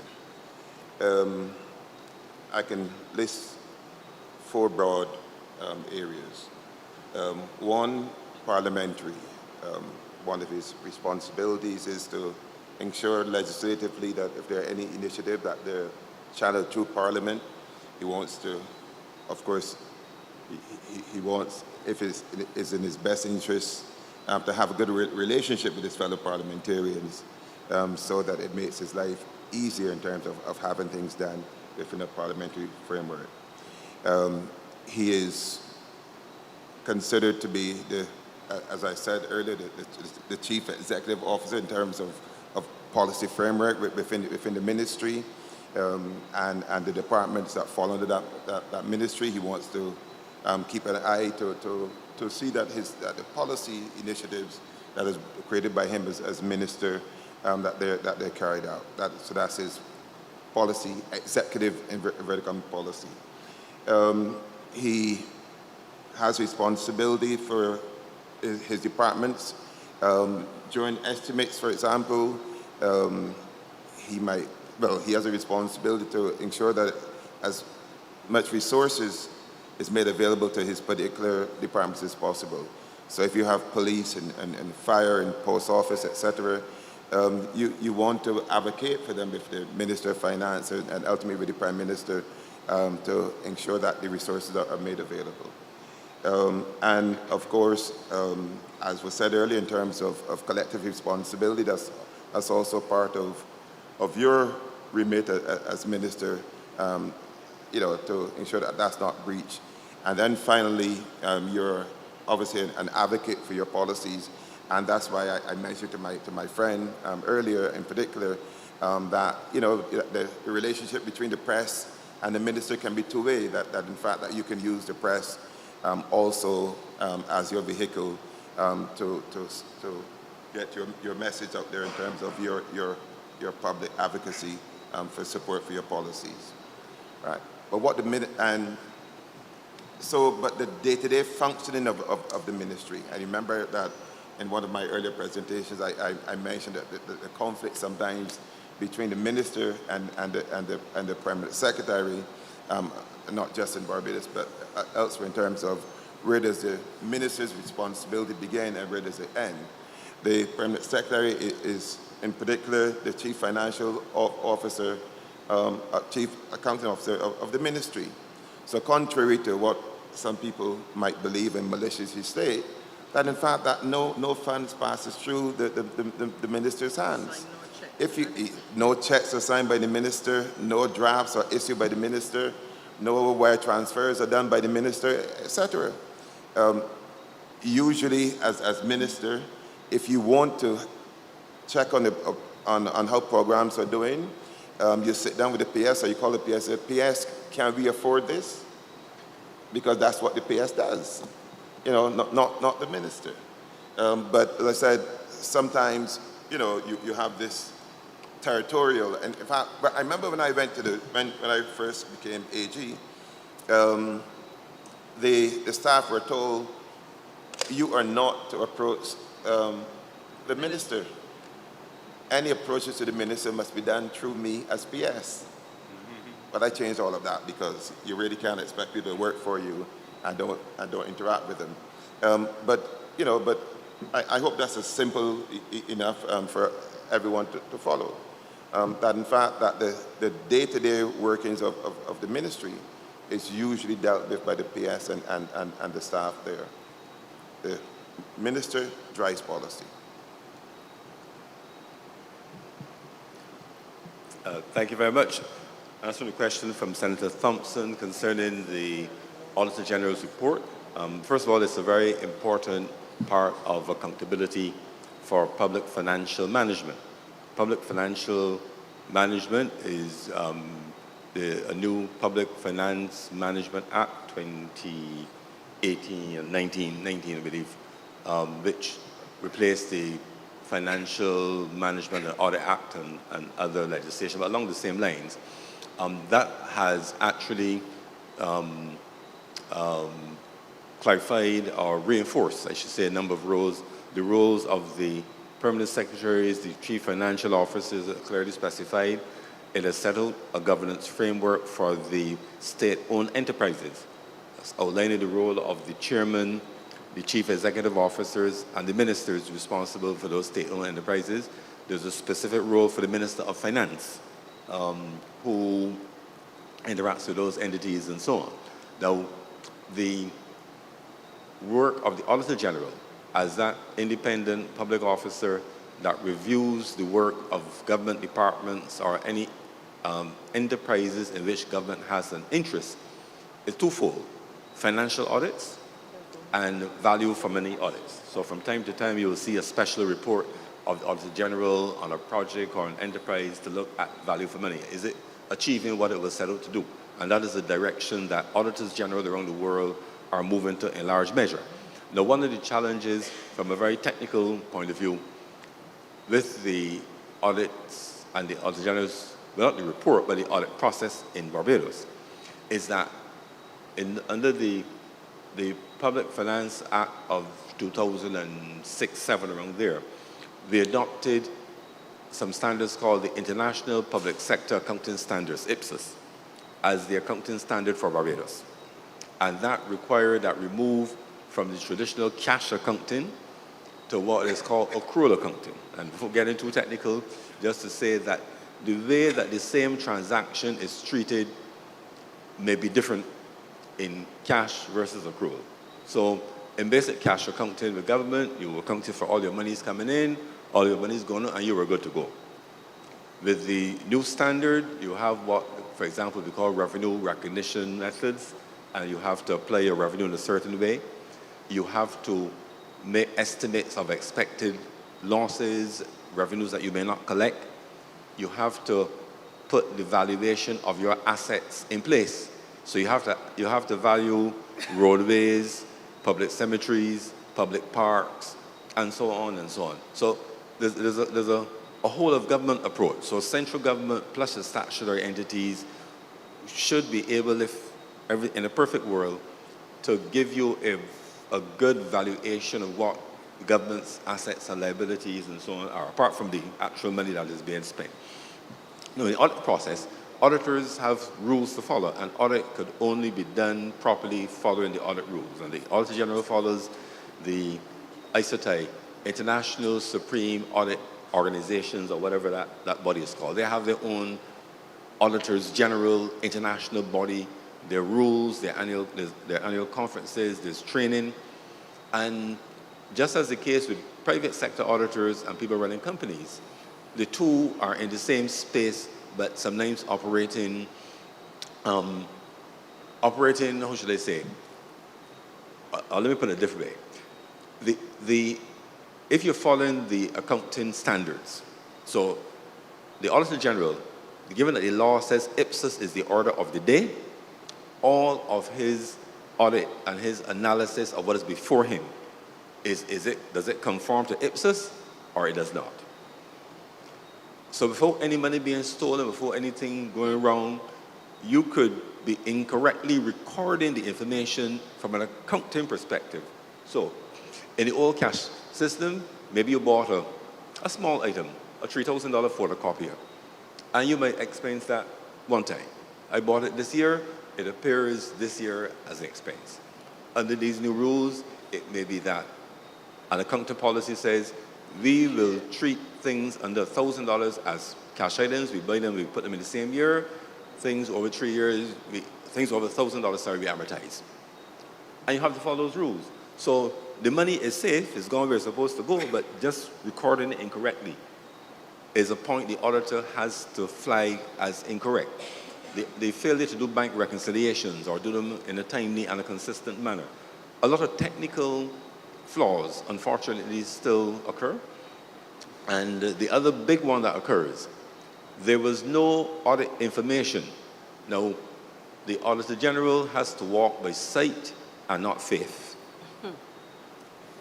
Your private auditor of your company, no matter if he went to school with you, if you all play on the same cricket team, and according to modern rules, he will probably recuse himself because there'll be a conflict as far as independence is concerned. So, yes, we know that PS so-and-so or Chief Financial Officer so-and-so is a good and honorable person. But if the Auditor General says, listen, I need to see the documentation that shows the approval of this travel by the environmental officer to the conference.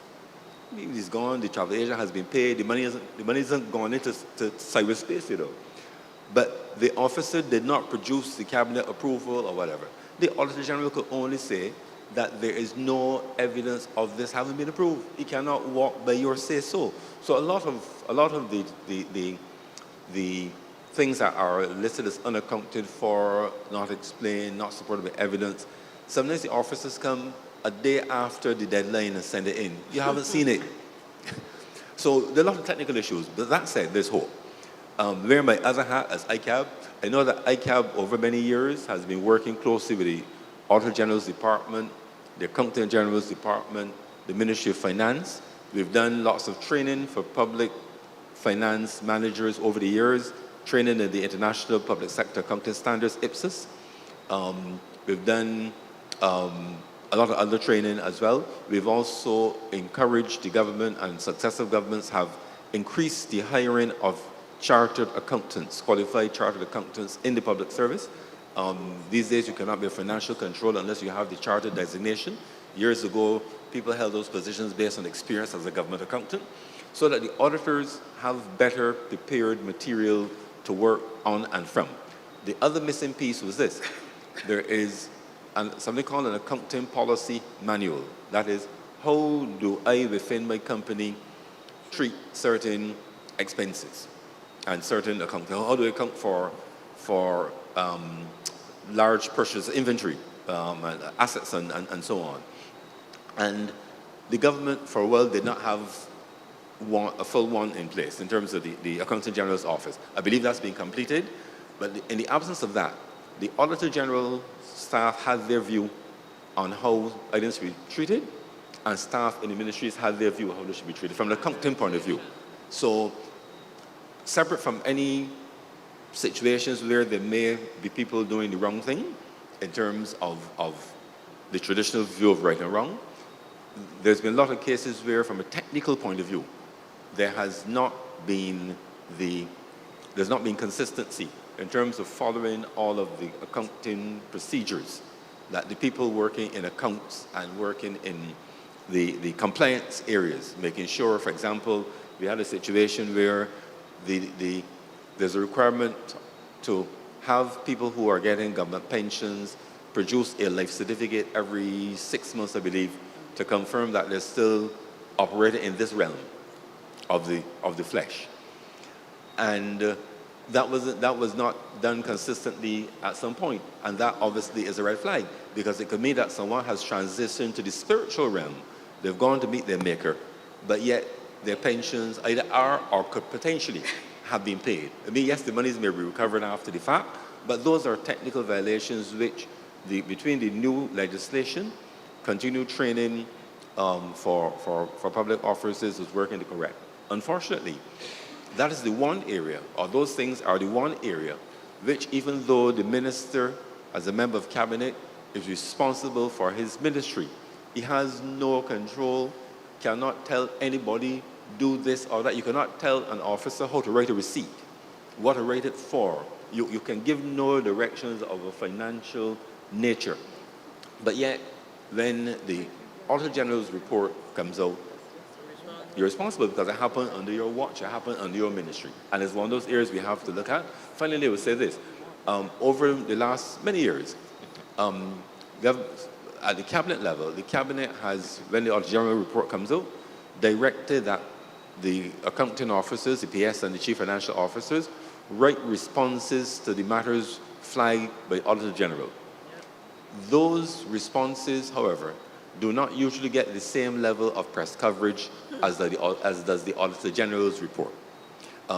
There is a perspective which I heard a member of the press articulate. I'm not saying that that's the overall view, but I can understand it.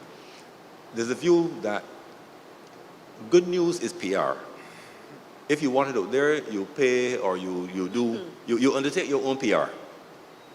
Bad news is public interest. And therefore, we will circulate your bad news for free, but your good news, you need to work on the PR. But take it wrong, you find it right. As successive governments at the level of cabinet, we have not always understood how communication and the news media and so on works. I listen to Parliament, I've listened to Parliament over the years when I've been in it and when I've not been in it. I'm just strange that way. You know, but over the years I've listened. And many ministers over many years in parliaments have made lots of statements. They have explained things going on in the ministry. They have given context to legislation that is before them, things that they're going to change. And the reality is this: when you read the newspaper the day after or 2 days after, and they will say quite reasonably that they cannot cover everything. Well, fine. But sometimes the things that get covered are those which are, in their judgment, newsworthy. They're more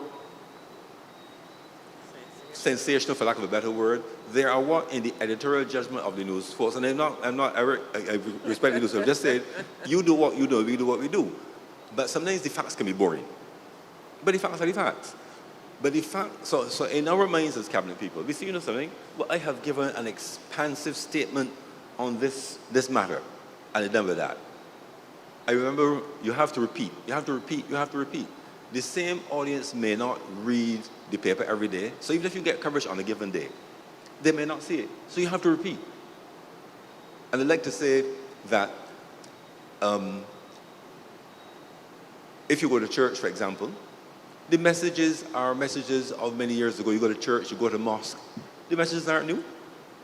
But the religious leaders are always enough to know you have to repeat them Friday, Saturday, Sunday, whatever is the day of worship. And I think really that in relation to even the matter of accountability, there are people who say that they have not heard of policy X or Y or decision P or Q.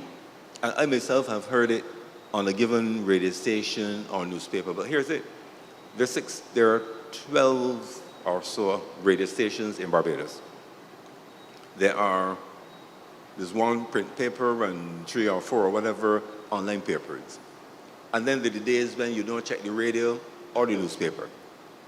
We cannot, as people responsible for government and governance, assume that because we've said it once, that it'll be heard. We have to repeat, and we have to also go to the multiple channels. There are lots of online broadcasts. The people who broadcast at 6 o'clock every evening, or they have the weekly conversations. We have to go to them. We have to go to where the people are to make sure that they are aware. Otherwise, we'll be thinking in our smug way that we have communicated and that we have accounted to the people, and they will have a view that is entirely different. So I trust that has helped answer your question, Commissioner Thompson. Yes, we are drawing swiftly to the end of this session. Asking the panel just to respond to the questions that were sent and to give your closing remarks. Sorry. I'll take the first one. I'm not sure if it's a question, but it says, this continued attempt from the panel speakers to legitimize political parties into our constitution really disturbs me. Parties must not be allowed to hijack our government. I really hope to address this hopefully next week. I was trying to work out how best to respond to that or what the author intended.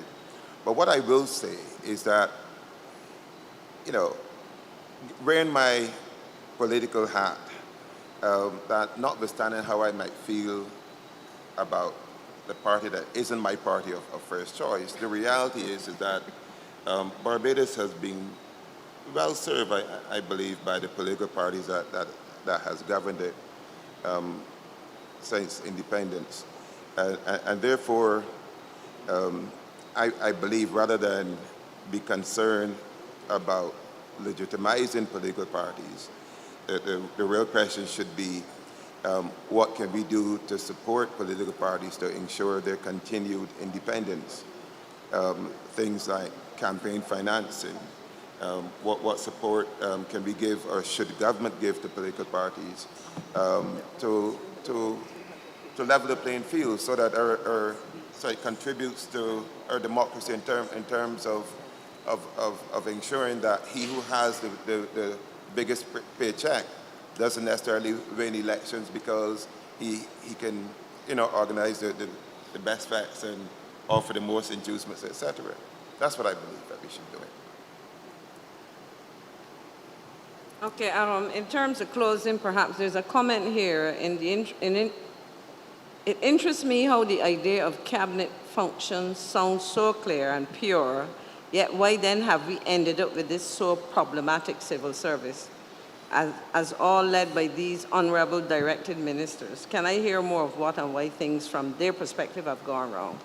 I want to say to the person who submitted this comment or who penned the comment that while we have issues of underperformance, etc., I don't know that we can say that things have gone wrong, meaning that nothing works. There are issues, but one of the important aspects of our existence as a country has been a public service which has delivered consistently. And one example of that has to do with the way things happen as governments change.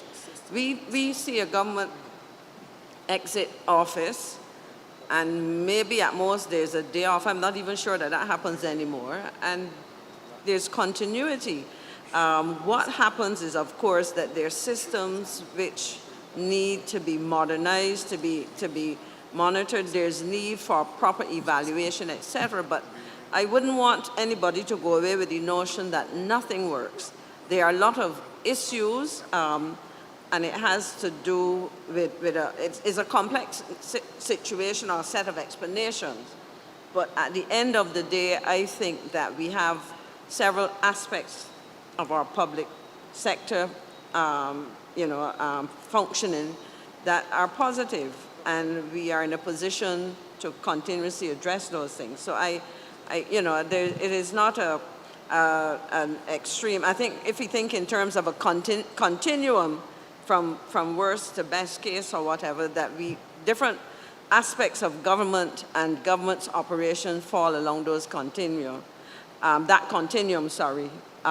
it is important that we call for and participate in the improvement of those systems. And ultimately, we have to take individual responsibility for our part in making these things work, whether we are ministers of cabinet, whether we are members of the public service at whatever level. But I would just end by saying that there has been a tradition of good government in Barbados, and I think the fact that we can identify and speak to many of the weaknesses perhaps holds in that situation some of the solutions to the improvement of what we have to do as a people.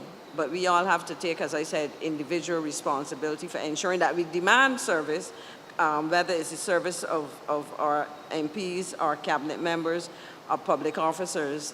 And we also have to take responsibility in not only demanding, but delivering that. And I think that's the key to ensuring that our systems work to a large extent. I'll yield on closing remarks and answer a question here that was sent by one of the, referred by the Commission from WhatsApper. Says the Cabinet Minister has no security of tenure. He can be fired or sacked without any recourse. do you not think that a minister should have a better security? Should he get a 2-month subsistence until he gets back a job?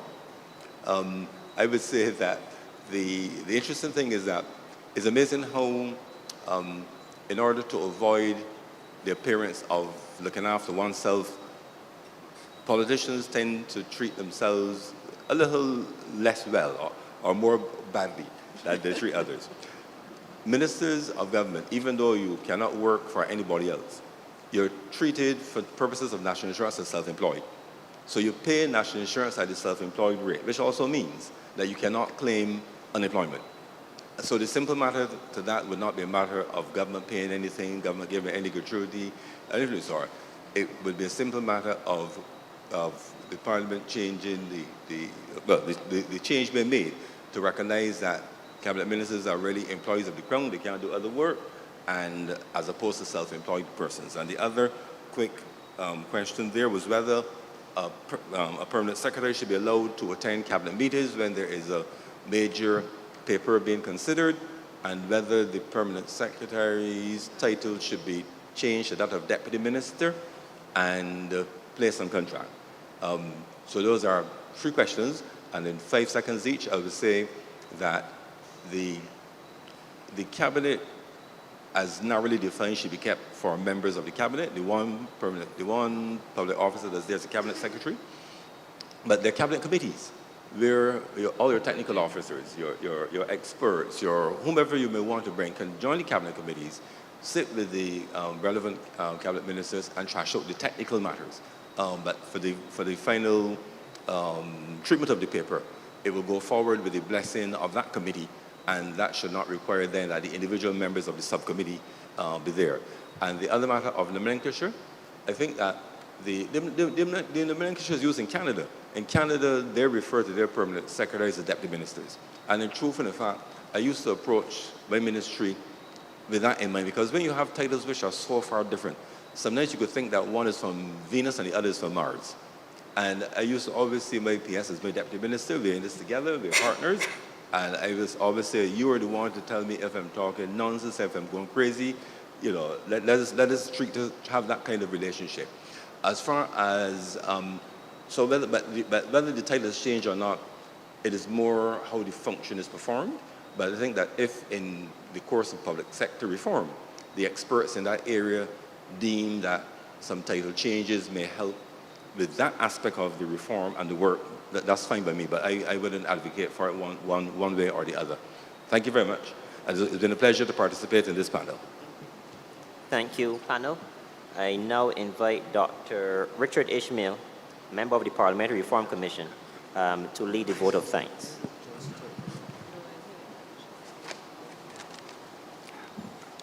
Good night. Excuse me. I want to start by begging your indulgence to my hoarseness. Had an injury to my throat many years ago, and I get periodically hoarse. So just beg my indulgence. I think you should be able to understand. On behalf of the commissioners of the Parliamentary Reform Committee, I would like to first thank the governing body and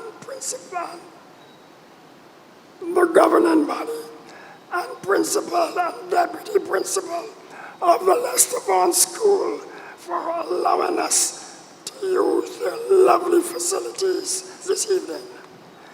This is our first town hall meeting, and we seek to engage Barbadians here and in the diaspora to help us carry out the mandate given to us to reform our parliamentary system as we move forward from a post-colonial state into our Republican state. Our previous town halls were done at the Barbados Workers' Union, Foundation School, Princess Mary School, and last Thursday night at the Alexandra School. Our panel and guest speakers have dealt with the workings of the entire parliamentary system, the workings in the House Assembly, workings in the Senate, and tonight our esteemed panel, Senator Reginald Farley, President of the Senate and Cabinet Member, Mr. Adriel Brathwaite SC, former Attorney General and Cabinet member, and member of and Ms. Maxine McLean, former Senator, member of Senate, and a member of our commission. They have given excellent insights into the workings of Cabinet and opened our eyes to what goes on in Cabinet. I would like to thank them very much for the erudite presentation. I also thank Peter Wickham, journalist and social commentator, for his third presentation to us from overseas. I would like to acknowledge Oversight, who has been in charge of our live streaming for those at home and in the diaspora, and also Ms. Paula Medford for her interpretation for the hearing impaired. I would like to thank our parliamentary team headed by Mr. Pedro Eastman, the Clerk of Parliament and Secretary of the Commission, and his team for their organizational skills putting together this town hall. This is a hard-working team and supplies the Commission with all of its needs. I would also like to thank those who came in tonight and questions and presentations. Also to those who have joined us online. And I understand from Senator Thompson that we have 300 online tonight and about 200 watched us last week. I'd like to thank the Barbados Police Force for the coverage of the event. And finally, I would like to thank my fellow commissioners. This is really a hard-working team with a mixture of youth and experience, which blends well together, and is ably led by Sir Richard Cheltenham and Sir Roy Trotman. I am a medic in the midst of lawyers, trade unionists, management specialists, university lecturers, and past parliamentarians. I feel very comfortable in their presence and happy to make a contribution to my country in a different sphere than medicine. I thank Sir Richard Cheltenham for his opening remarks and Commissioner Corey Beckles for chairing the session. It is just left for me tonight to bid you a good night, get home safely, and to join us at the 6th Town Hall meeting at the Steel Shed, Queen's Park, next Thursday, 21st of September, where we'll engage the youth of Barbados. Good night, all. Have a good night.